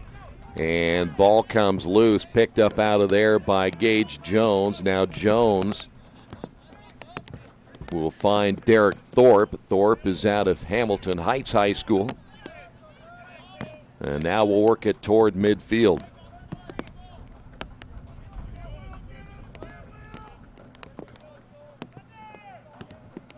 Looks like that may be number 6. That is Lee, who has control of it. Lee now to Wilbrandt.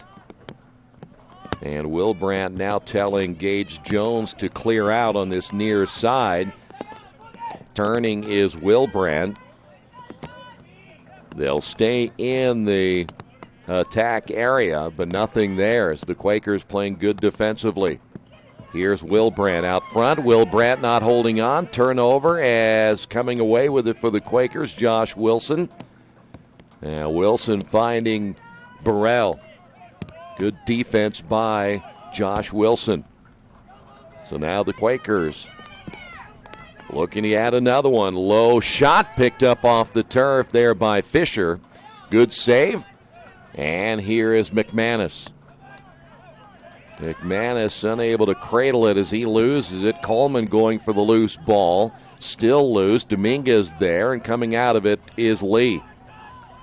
And now the Ravens trying to get on the board here. Spinning will be Spratley. He loses it. Turnover Ravens. Spratley got careless with the loose ball, ended up costing him. As we head back the other way. Here, look out. Here they come again. Quakers score again. Here is Cole Burrell doing it again for Earlham. And it's now 9-3. Ravens may need to get a timeout right here to get regrouped, but there's not much you can say. The Quakers able to do it relatively easily, as they have numbers just outside the goal crease and not much that Eric Fisher can do to stop them. Back to the faceoff, which now is almost irrelevant. Burrell now with 5 goals. Josh Perkins has 3 this afternoon. And again, though the Quakers have not been that successful in the faceoff, it didn't matter. It'll be Earlham ball after the minor infraction there on the Ravens. And Duke losing it, and picked up by the goalie Eric Fisher, so the Quakers on a turnover. Fisher trying to find an opening, does so now to McManus.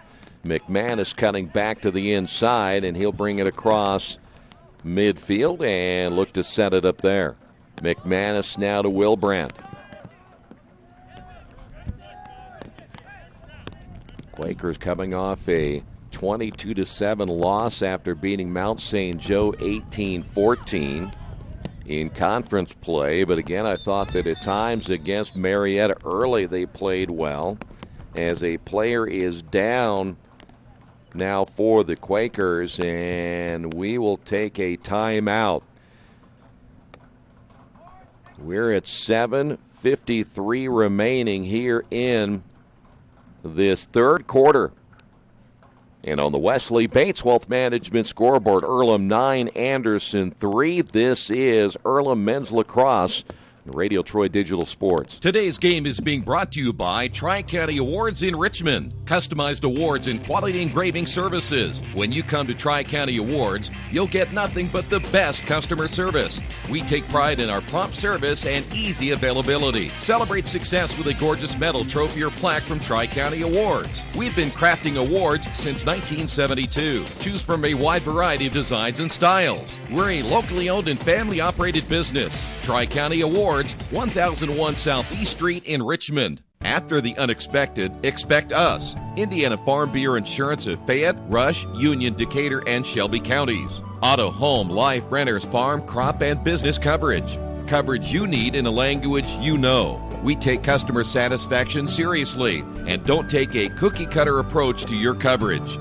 For more information, call 800-723-3276 or go to their website, in.farmbureau.com.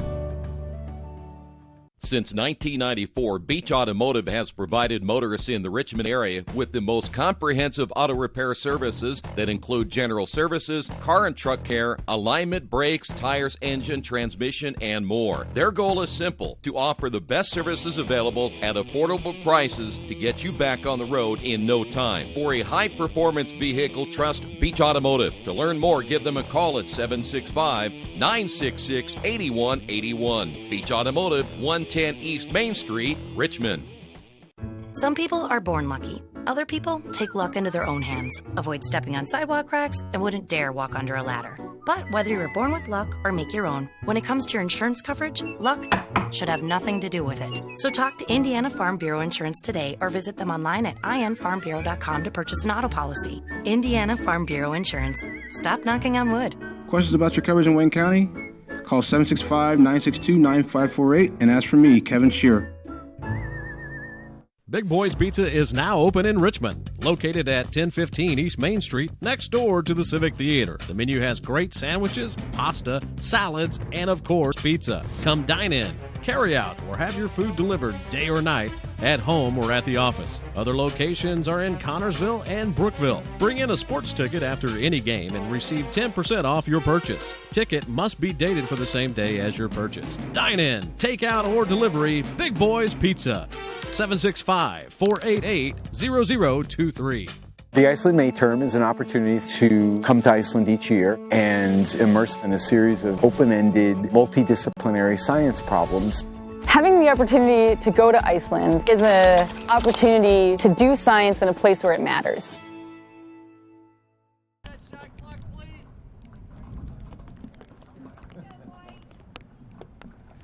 Now, the injured player for the Quakers, Chima Ndukwu, he was down for quite a while. He is now headed to the sidelines. Hopefully he'll be okay. He must have taken quite a shot. I would think the way they were looking at his neck area, he may have taken a shot from behind and had a little whiplash right there because he was down for quite some time. He may be done for the rest of the day, so the Quakers will be a little short-handed in that area.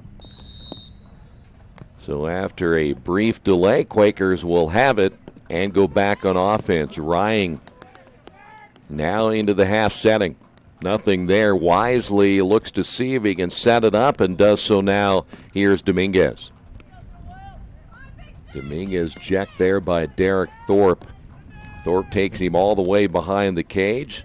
Dominguez will find Perkins. Quakers have been better, as we said, when they're maneuvering their way down the field almost in a fast break situation than they do in the half setting. That's where they picked up their majority of their goals here today, to see Burrell get a screen by Dominguez. Burrell losing it, ball loose again, and the Quakers will turn it over. Picked up there by Gage Jones. So now the Ravens in transition past midfield. Well, they can get right back in and then get themselves a couple of quick goals. That shot's going to be stopped again by Francis. So Francis, though, as well as he's played today, that shot, by the way, on Wilbrand, Anderson's going to have to find a way to again. I always think their best shot might be, instead of trying to go mid-up, is trying to go low on Francis. As we have a whistle and a stoppage of play, that'll be against the Quakers, so go back again to the Ravens, but go back again to the play of Francis. They haven't been able to beat him anywhere from the midsection up. He's had his best game I've seen in a while, just stopping. It looks like we may have a timeout. We'll get back to that in a moment. There is a timeout here in the third quarter. We'll take a timeout as well on the Wesley Bates Wealth Management scoreboard. Quakers on top of this one, 9-3. As Earlhamites, when we set our minds to do something, we see it through. Because when we strive to do what's right, we believe ways will open for us. It's why we design inclusive playgrounds and innovative transportation solutions. Why we work to solve water crises and pioneer new technology. Why we commit to bridging gaps and exploring the unexpected. It's why we stay curious. Why we insist on better answers. Because at Earlham, we don't see the world as a project. We see it as our purpose. And we recognize our own potential in making this earth more beautiful, more just, and more peaceful for everyone. Earlham College. Always moving forward. Kate's Cages is the #1 indoor training facility for baseball and softball in Richmond by far. With top flight instructors, you will learn how to play the game the right way. Everything from pitching, hitting, catching, and fielding. Kate's Cages will also have the opportunity to participate in triple play fall ball, the softball academy, individual and team camps, and individual private workouts. Kate's Cages Baseball and Softball Indoor Training Facility, 1366 Rose City Boulevard. Call 993-2353 for more information. And we are back following the brief timeout and a turnover committed by the Ravens right after the timeout. Quakers able to get it back, and now we'll go on the attack. Botwell. And that shot high by Coleman as he received it out front. It'll stay with the Quakers. Not a bad look that time by Coleman. As now Earlham will find Perkins. Perkins able to spin away from the defender. Perkins losing it. Ground ball available. Who will pick this one up? Both teams overrunning it more than once. And Botwell comes away with it. Shoots high, and the save by Fisher. Ball loose at midfield again as the Ravens, bad pass. Rying able to pick it up. Quakers again in the half in the attack area. Here is another shot, hard shot by Burrell, knocked down by Fisher. And we have a whistle that'll go against the Ravens. Or will it be against Earlham? They'll say that one went against the Quakers. So cross midfield, it'll be Wilbrandt. Left side now to Spratley to the inside, and another save off the shot by Orloff. And once again, Blake Francis comes up with another save, and we'll head the other way.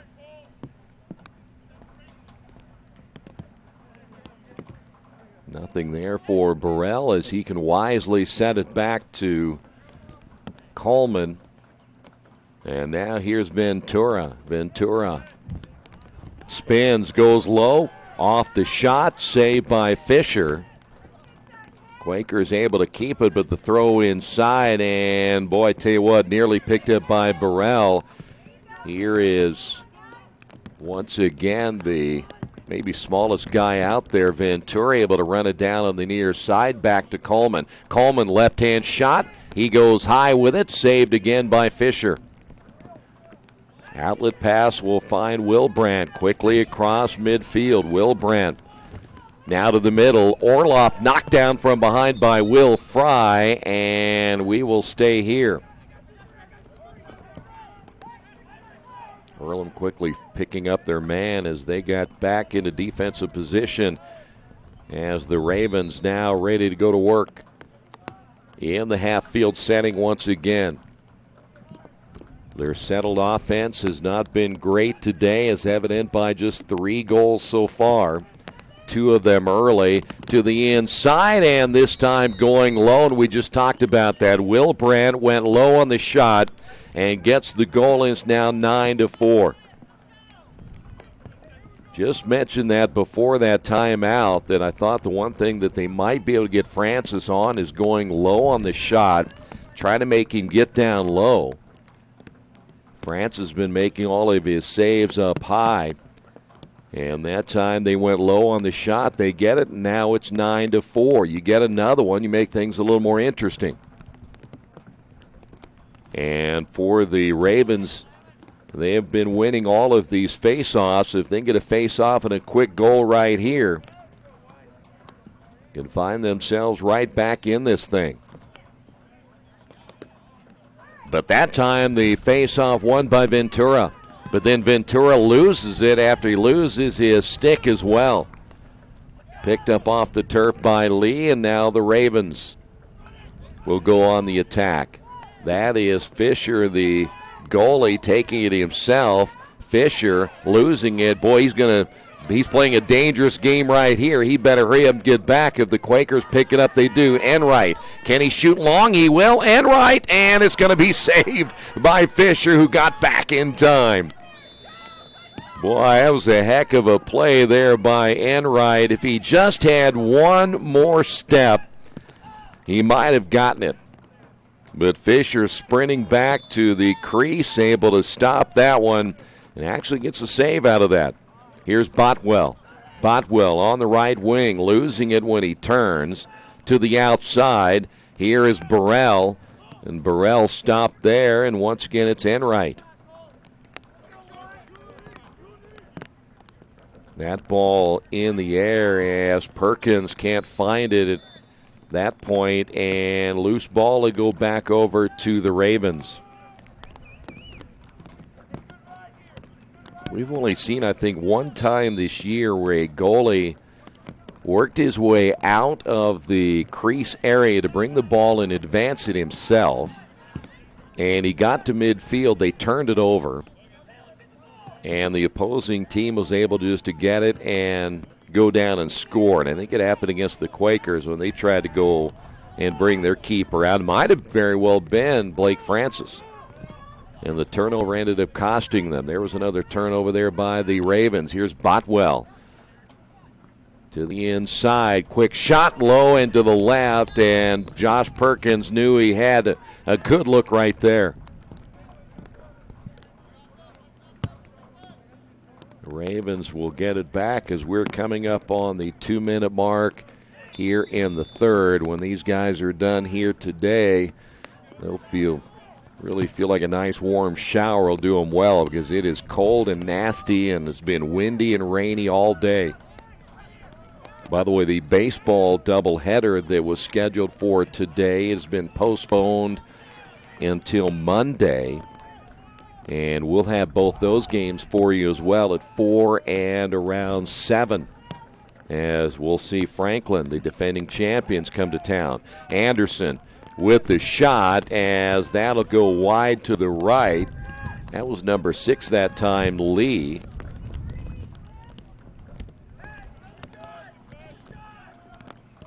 Ball stayed in place. You'll see the Ravens on the near side with Orloff, who's been kept in check here today.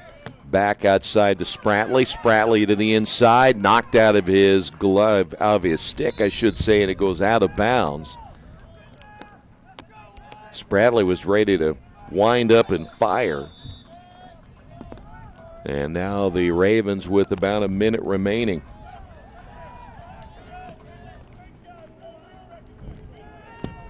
Another turnover.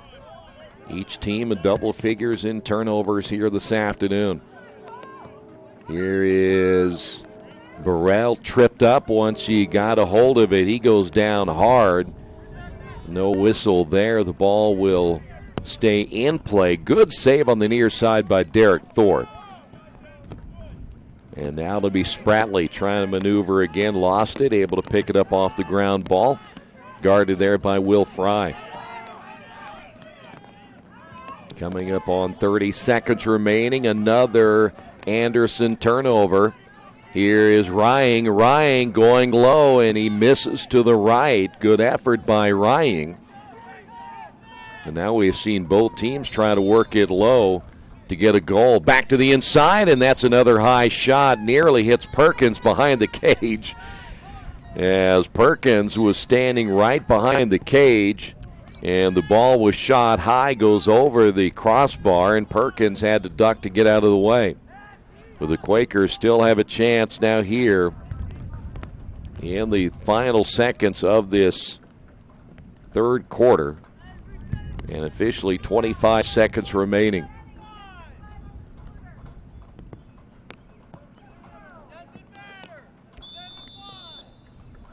So now Perkins will spin. Here is Dominguez to the inside and a goal. Great passing by the Quakers, and they'll score with 18 seconds to go. Well, that was a great play by the Quakers. And it's now 10-4. That may be Rying who picks up the goal. It was Perkins and Dominguez who made the nice passes.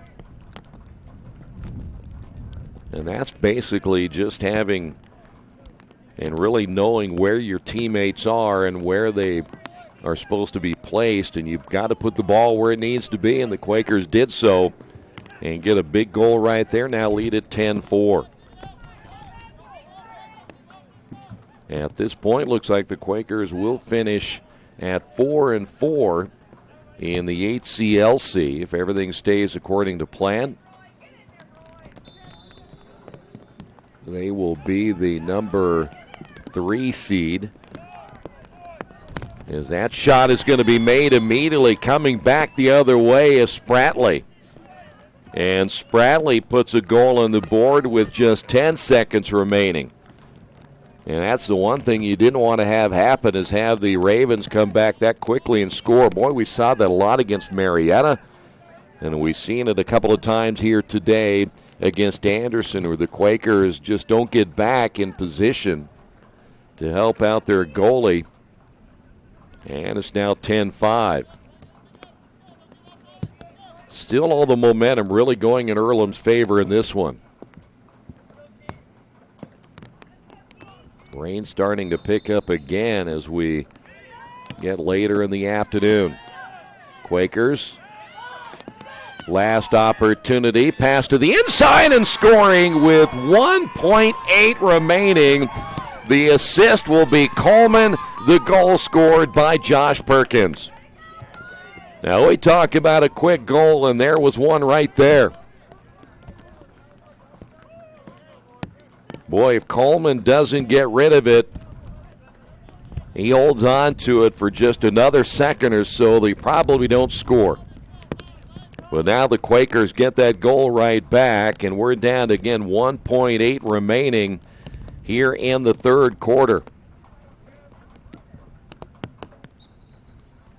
And what should be the final play right there, and it is, we have come to the end of three. The Quakers get that goal right back. And on the Wesley Bates Wealth Management scoreboard, it's Earlham 11, Anderson 5. This is Earlham Men's Lacrosse on Radio Troy Digital Sport. Best One Tire and Service has been committed to our partners since 1948. With more than 250 locations in 26 states, Best One puts over 1 million tires on the road every year. Superior tires, expert service, competitive prices. Best One Tire and Service, where the best costs less. Hi, I'm Roger Clark with Best One of Richmond. Because Best One is one of Bridgestone's largest retailers, we offer exclusive Bridgestone savings. Visit us in Richmond to save on Bridgestone tires today. At First Bank Richmond, we provide you with an excellent banking experience. Whether it's personal checking, savings, mortgage loans, consumer loans, retail lending, or trust and investments, you can count on First Bank Richmond. First Bank Richmond has been serving the Richmond area since 1887. For more information, give them a call at 962-2581 or go to their website at firstbankrichmond.com. Back here at wet and rainy, nasty Saturday for men's lacrosse, but for the Quakers, a good day to this point as we're ready for the final 15 minutes of play. The Quakers lead at 11-5. And for the Quakers today, and well, they've really passed the ball well when they've gotten in position to do so, and it has led to the Quakers getting some very quick goals. Cole Burrell, 5 goals, Perkins with 4. How about Anthony Botwell with 3 assists, and Keith Coleman with 2 assists this afternoon as well. So we will change sides once again. The Quakers will attack right to left. They will let the clock run out at the timeout. Looks like they're going to reset it now to the 15-minute mark. That's what we're waiting for. There we go. And so back to the middle, Spratley and number 11, Kevin Ventura. Get a chance, we may take a look at some of those numbers through 3. Quakers, from a team standpoint, now leading in shots, 36-31. Shots on goal, Quakers 22, Anderson 20. In the face-offs one, it's now 15-4. After that face-off is won there by the Ravens. But the numbers really started even out in just about every category. Quakers got that offense rolling. There's a low shot wide to the left and scooped up there by Blake Francis. Now you can kind of tell that Spratley intended he was going to go low as the Quakers get it into the half once again. Perkins goes down. He got shoved from behind. Ball stays in play and eventually does go past the end line. It'll be Ravens' ball. But as we mentioned earlier, the one thing that you kind of thought was going to happen, almost had to happen, is the Ravens had no success going on top, trying to get it past Francis. And then when they've gone low, and even the last shot they had, they went low one more time. Here's McManus, one of the middies, will get it past midfield, getting held from behind, and then a flag goes down, and we'll have a stoppage of play. I believe that's going to go against Joe Enright, so that should be a time-serving penalty, or is Enright the one that's the guilty party?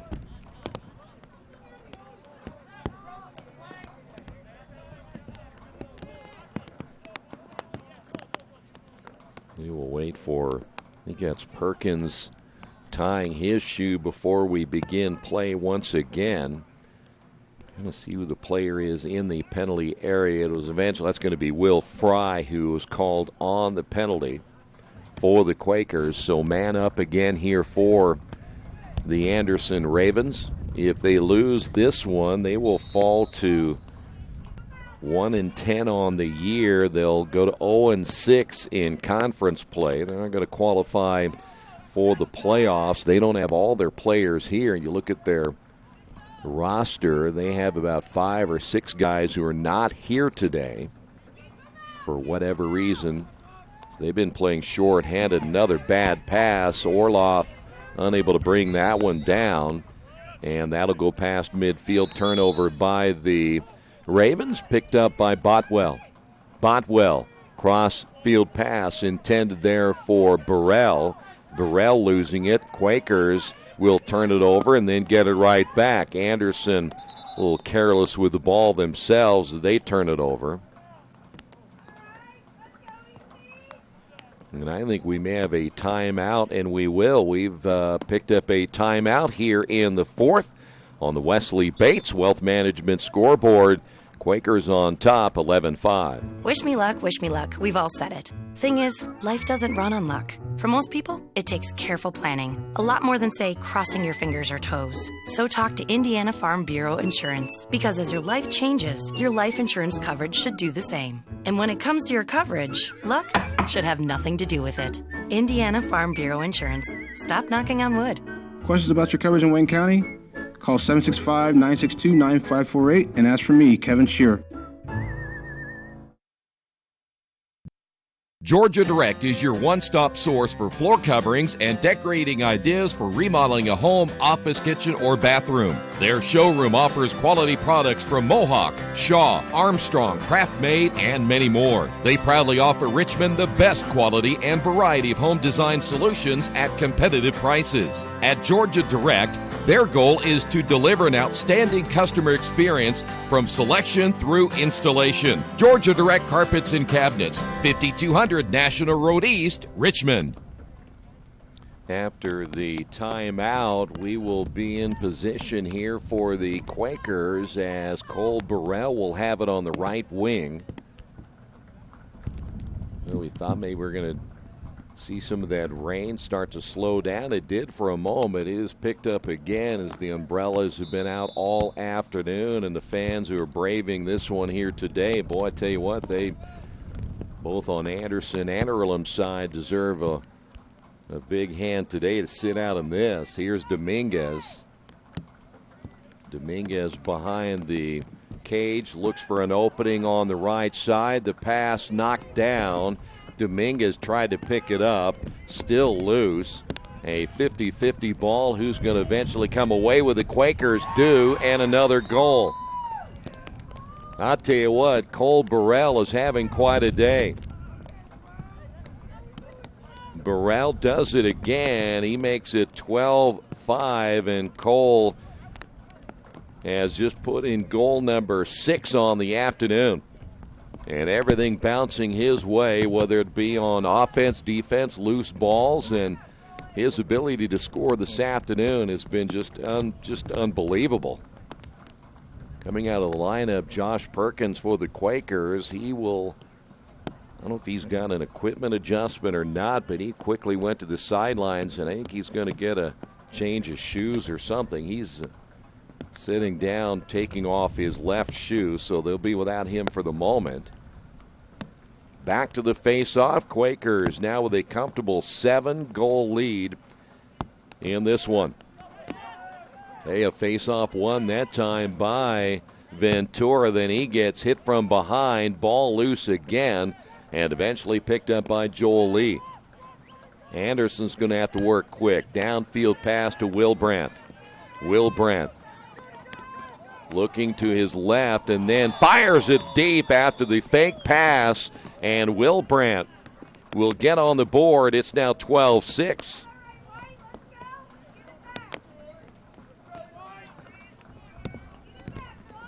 So Will Brandt able to score quickly, and the Ravens come right back for Will Brandt. That should be number 3 on the day, and it is. So Will Brandt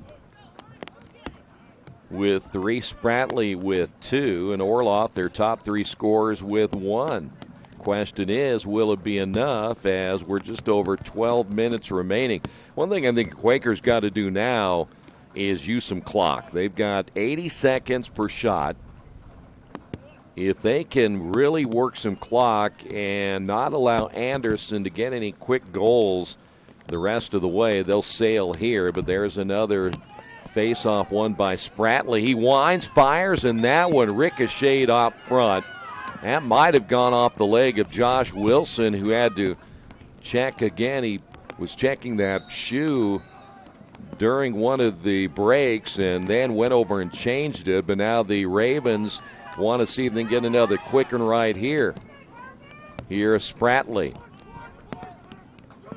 Looking to the inside, nothing, as giving it up was Spencer. And now the Ravens again will bring it back to the outside, and Will Brandt. Will Brandt on the left wing against Burrell. Nothing there. Skip pass on the near side will find Spratley. As Spratley goes down, he has gone down, and he is down and hurt. And they can't afford to lose this guy right here. Spratley, one of their leading scorers, is going to be checked out by the trainers.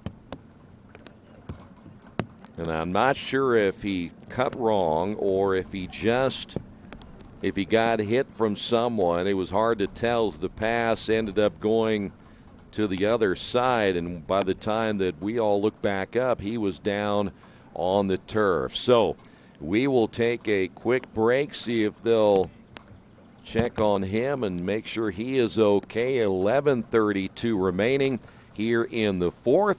On the Wesley Bates Wealth Management scoreboard, Quakers on top of this one, 12-6. Are you looking for the right place to work out, a place where you have several choices and can have fun at the same time? Well, that place is right here in Richmond, Family Fitness Works. Family Fitness Works has spinning, Zumba, kickboxing, core works, kick fit, body pump, body flow, and much, much more. And don't forget, Family Fitness Works also has Richmond's most extensive free weights and Nautilus in the area. Check out their website at familyfitness.com or stop by at 213 North 3rd Street in Richmond. Hey, this is Steve, and out at Jiffy Lube the other day, a customer came in and said, Steve, this was my 100th oil change on this car, and you've done them all. Hi, my name is George Farrell, and I've been coming to Jiffy Lube for over 14 years. I recently just had my 100th oil change. I'd like to thank Steve Funkhauser and his staff for the great service that they've provided me over the years. Thank you to all, and I would recommend anyone to come to Jiffy Lube to get their car serviced. Jiffy Lube, #1 in customer satisfaction for a reason. You know, we saw Spratley earlier. He got hit a couple of times, so he's had a rough afternoon. He is out, at least for the moment. He is limping on his way to the sidelines. Now, we saw him limping earlier, and he came back in, but you had to feel that if Anderson doesn't have him in the lineup, they will have a very difficult time trying to come back into this one of their 3 middies and perhaps one of their better overall players. 15 and 8 coming in, 15 goals and 8 assists coming into this one here today. So we're back in action. So now the Ravens will have to be without one of their best in Spratley. Here is Lee. Lee going down. Shot goes wide, and it'll stay here with the Ravens.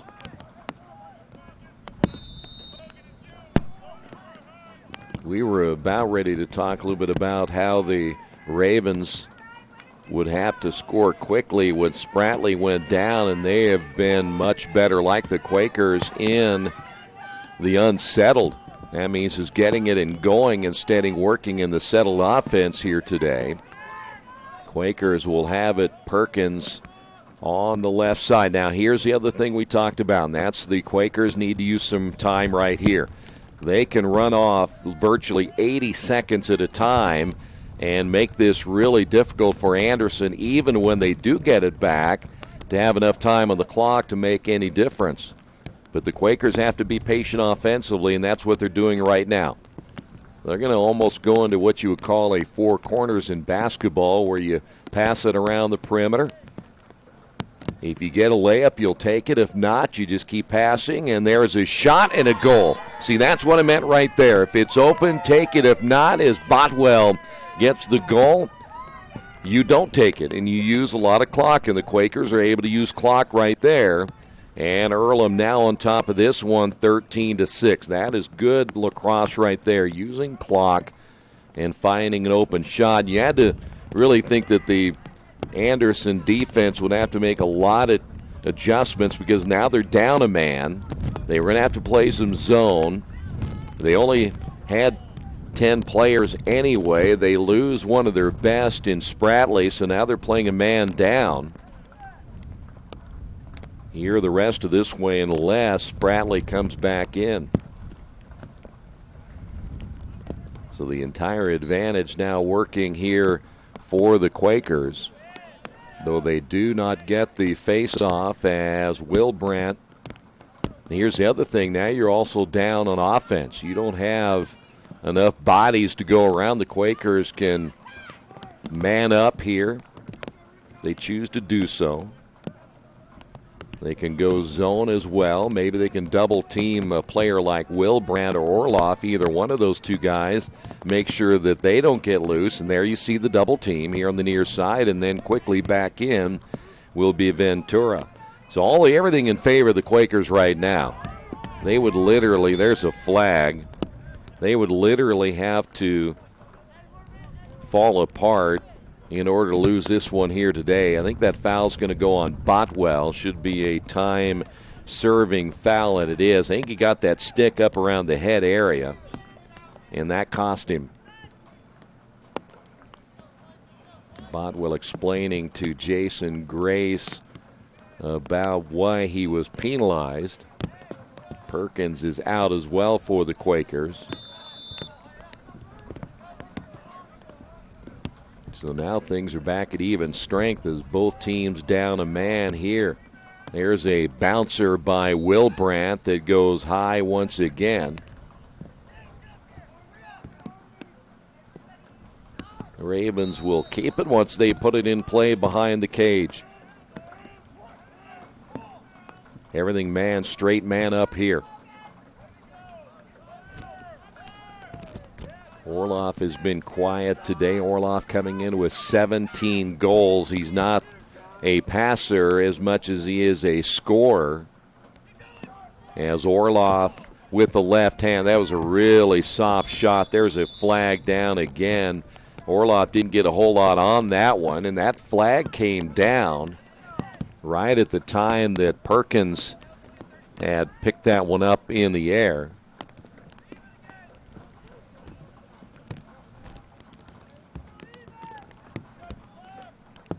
So now the Ravens will have it. Will Brandt will put it in play on the far side.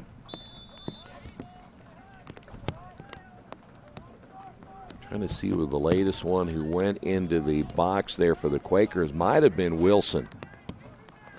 That's going to be a turnover. The pass goes out of bounds here on the near side. So the Ravens, even after the penalty, they will give up the ball. Another turnover by Anderson.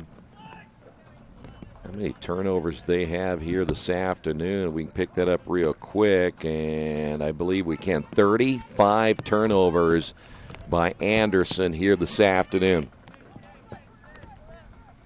Quakers with 25.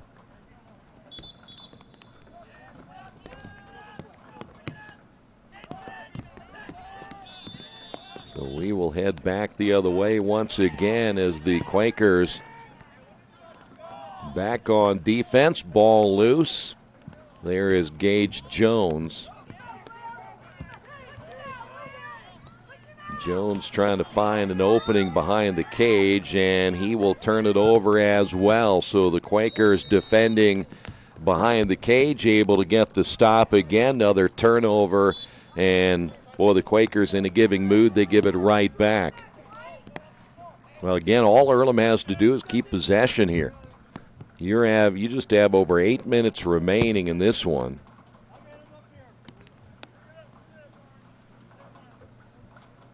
Put it at 8:10 now remaining, and you could take 80 seconds off at a time. There's really not a whole lot you have to do. You don't have to score again. You could simply just waste a ton of time. That is Spencer.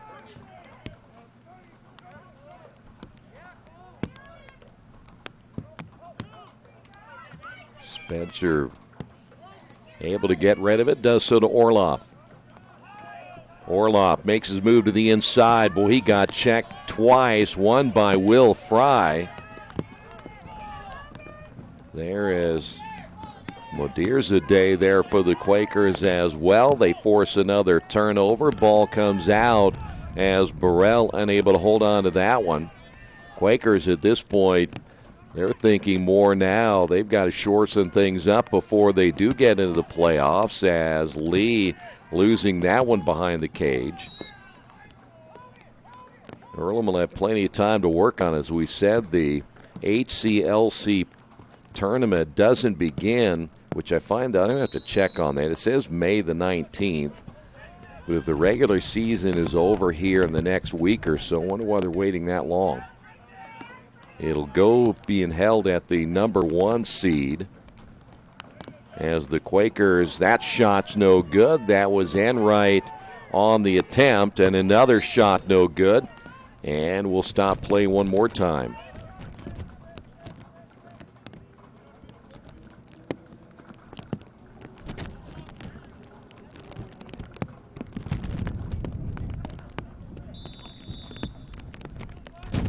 And now we're coming under the 7-minute mark here in the fourth quarter. This is Orloff. Again, they're playing without Spratley. Jacob Spratley, the freshman out of Columbus East High School, is out. That one is bounced there by McManus. There's another flag down. And we've got a ton of flags and penalties and turnovers, and now things getting a little bit sloppy here in the fourth quarter.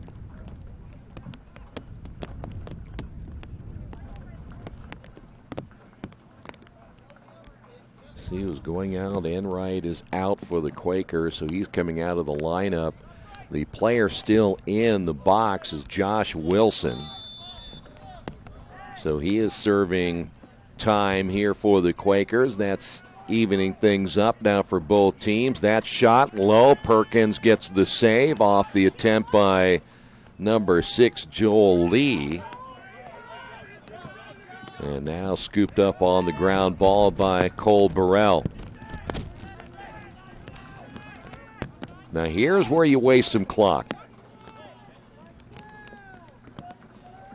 Here's another flag down. I'm not sure. This one came on the near side. We'll wait and see. This is a delayed call. Quakers get a freebie right here. That shot low by Dominguez. And we've seen way, way too many mistakes here late in this one. Quakers make a change, too, as Eric Quintanilla coming in. Quintanilla out of North Hollywood, California, is now checked in to the Quaker lineup. Once the official picks up his flag, we can get going again. It's been a long fourth quarter.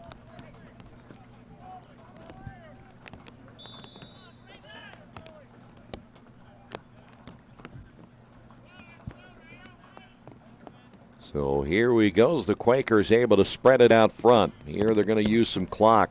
Again, if they find the opening, work it behind the cage, and they'll dive somebody to the inside or work like they did the last time. Got an open shot on the opposite side, but here's where you make them chase. Dominguez from out deep. All right, there you go. Good ball movement. You're up, and Quakers now lead at 14-6. Dominguez with the goal.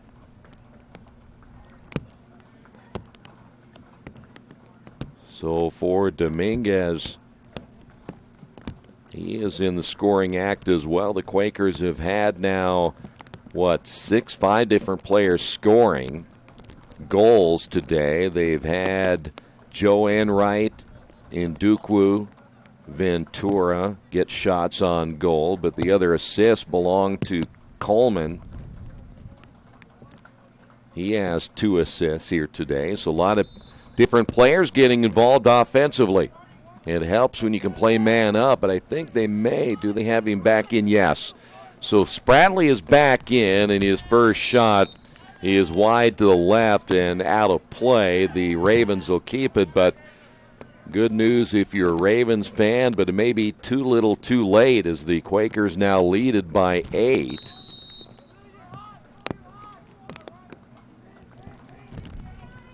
Quakers can really defend here without going zone as Spratley checked there by Burrell. Burrell, that's going to go for the Ravens. Burrell called on the penalty here, and here we go. Final 5 minutes of this one.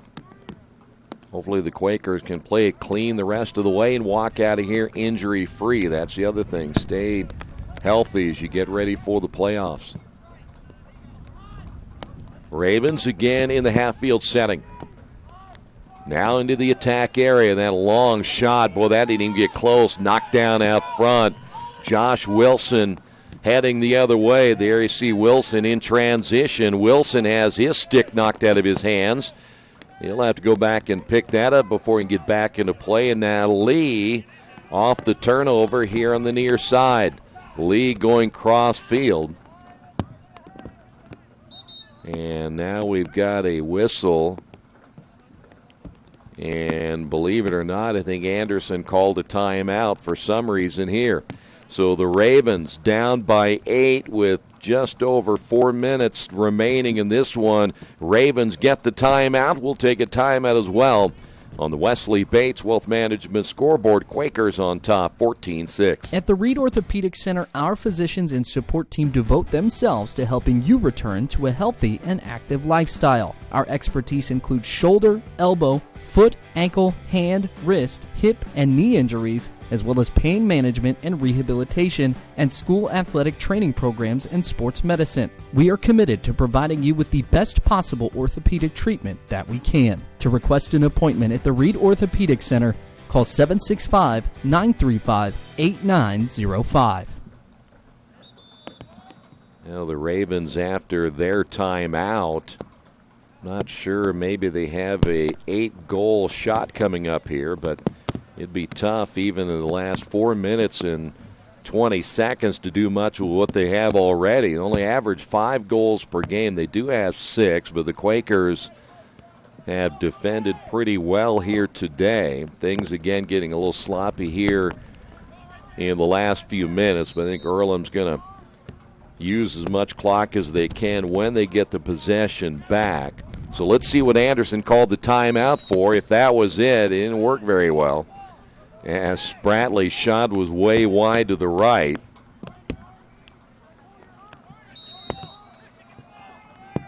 We were talking up here just a little bit that kind of reminds you in any sport, if you're down big, why you would bother calling a timeout, especially in a day like today. Just try to get this thing over with and regroup if you have, and I don't know what Anderson's schedule looks like, but just trying to regroup and get ready for your next game, or if the season's over, think about what you'll do for next year. As the Quakers in the half setting again, Enright losing it.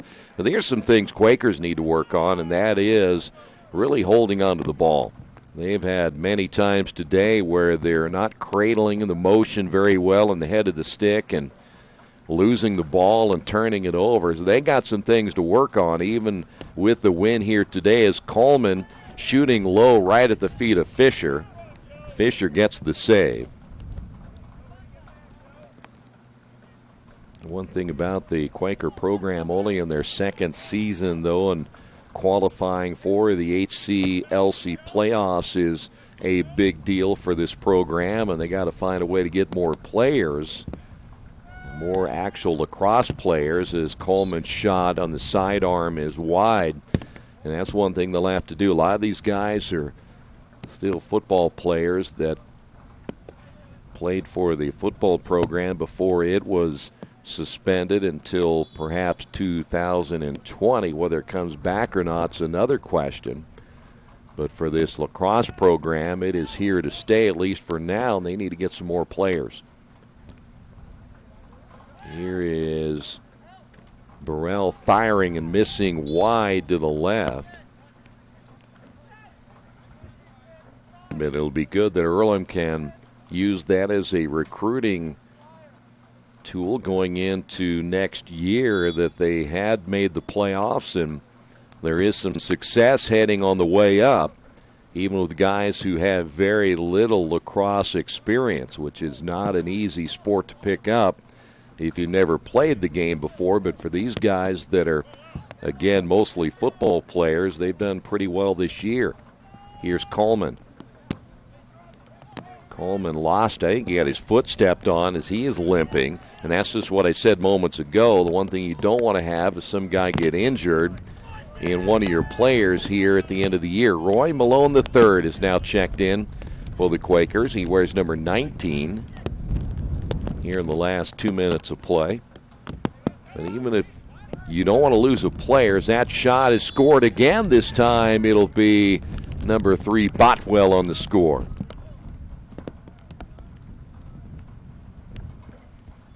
I said a little bit ago, I'd love to see what the Quakers could do if they could really use a lot of shot clock in one of those matchups where they know that they might be close late in a contest. And will they be able to hold on to the loose ball at some point, or keep that possession late in a game?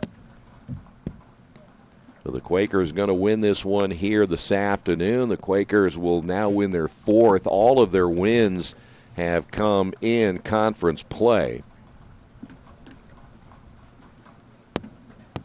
And once the playoff field is set and the times and everything is known, it'll be a little bit yet because we haven't gotten to the end of the regular season for all the teams in the HCLC. But when that does happen, you want to make sure you check out GoEarlham.com for all of the latest information on Earlham athletics. Now here's where, again, you have a minute 45 remaining. You have 76. You could virtually just run out the clock right here. You don't need to do anything. But hold on to it and make them chase.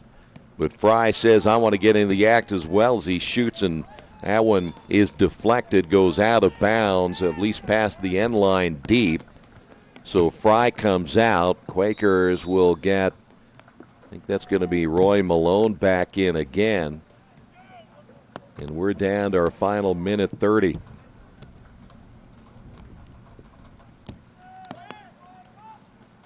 Quakers on the turnover right there behind the cage. And by the way, no, the rain has not stopped yet. These guys have played through the entire game in the rain. We saw it come to a sprinkle at one point, but now another steady flow of rain here today. Quick shot, good save again by Francis, as Orloff unable to get it.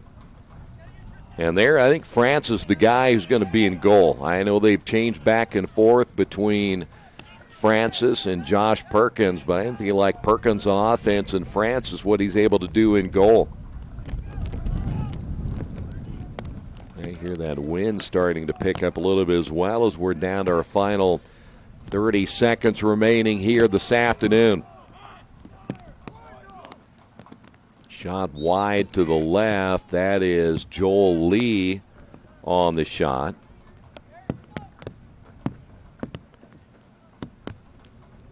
This will be Earlham ball right here, and they can run it out and finish with a conference win here, and 4-4 in the HCLC, and another player is hurt now for Anderson.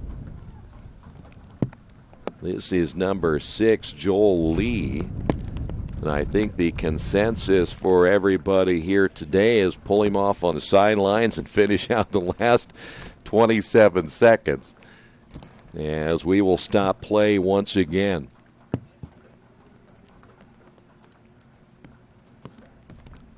They will.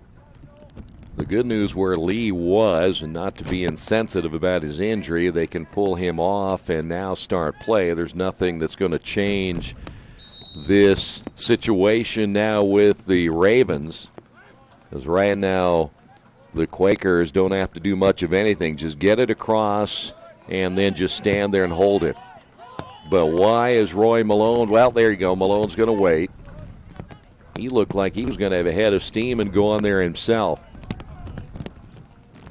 So this is going to do it here today, as the Quakers will pick up a win. And again, your final score here this afternoon, Earlham wins it by a final of 15-6. We'll come back and wrap it up in a moment. This has been Earlham Men's Lacrosse right here on Radio Troy Digital Sports. Hey, if you're looking for a great place to dine, how about Little Sheba's?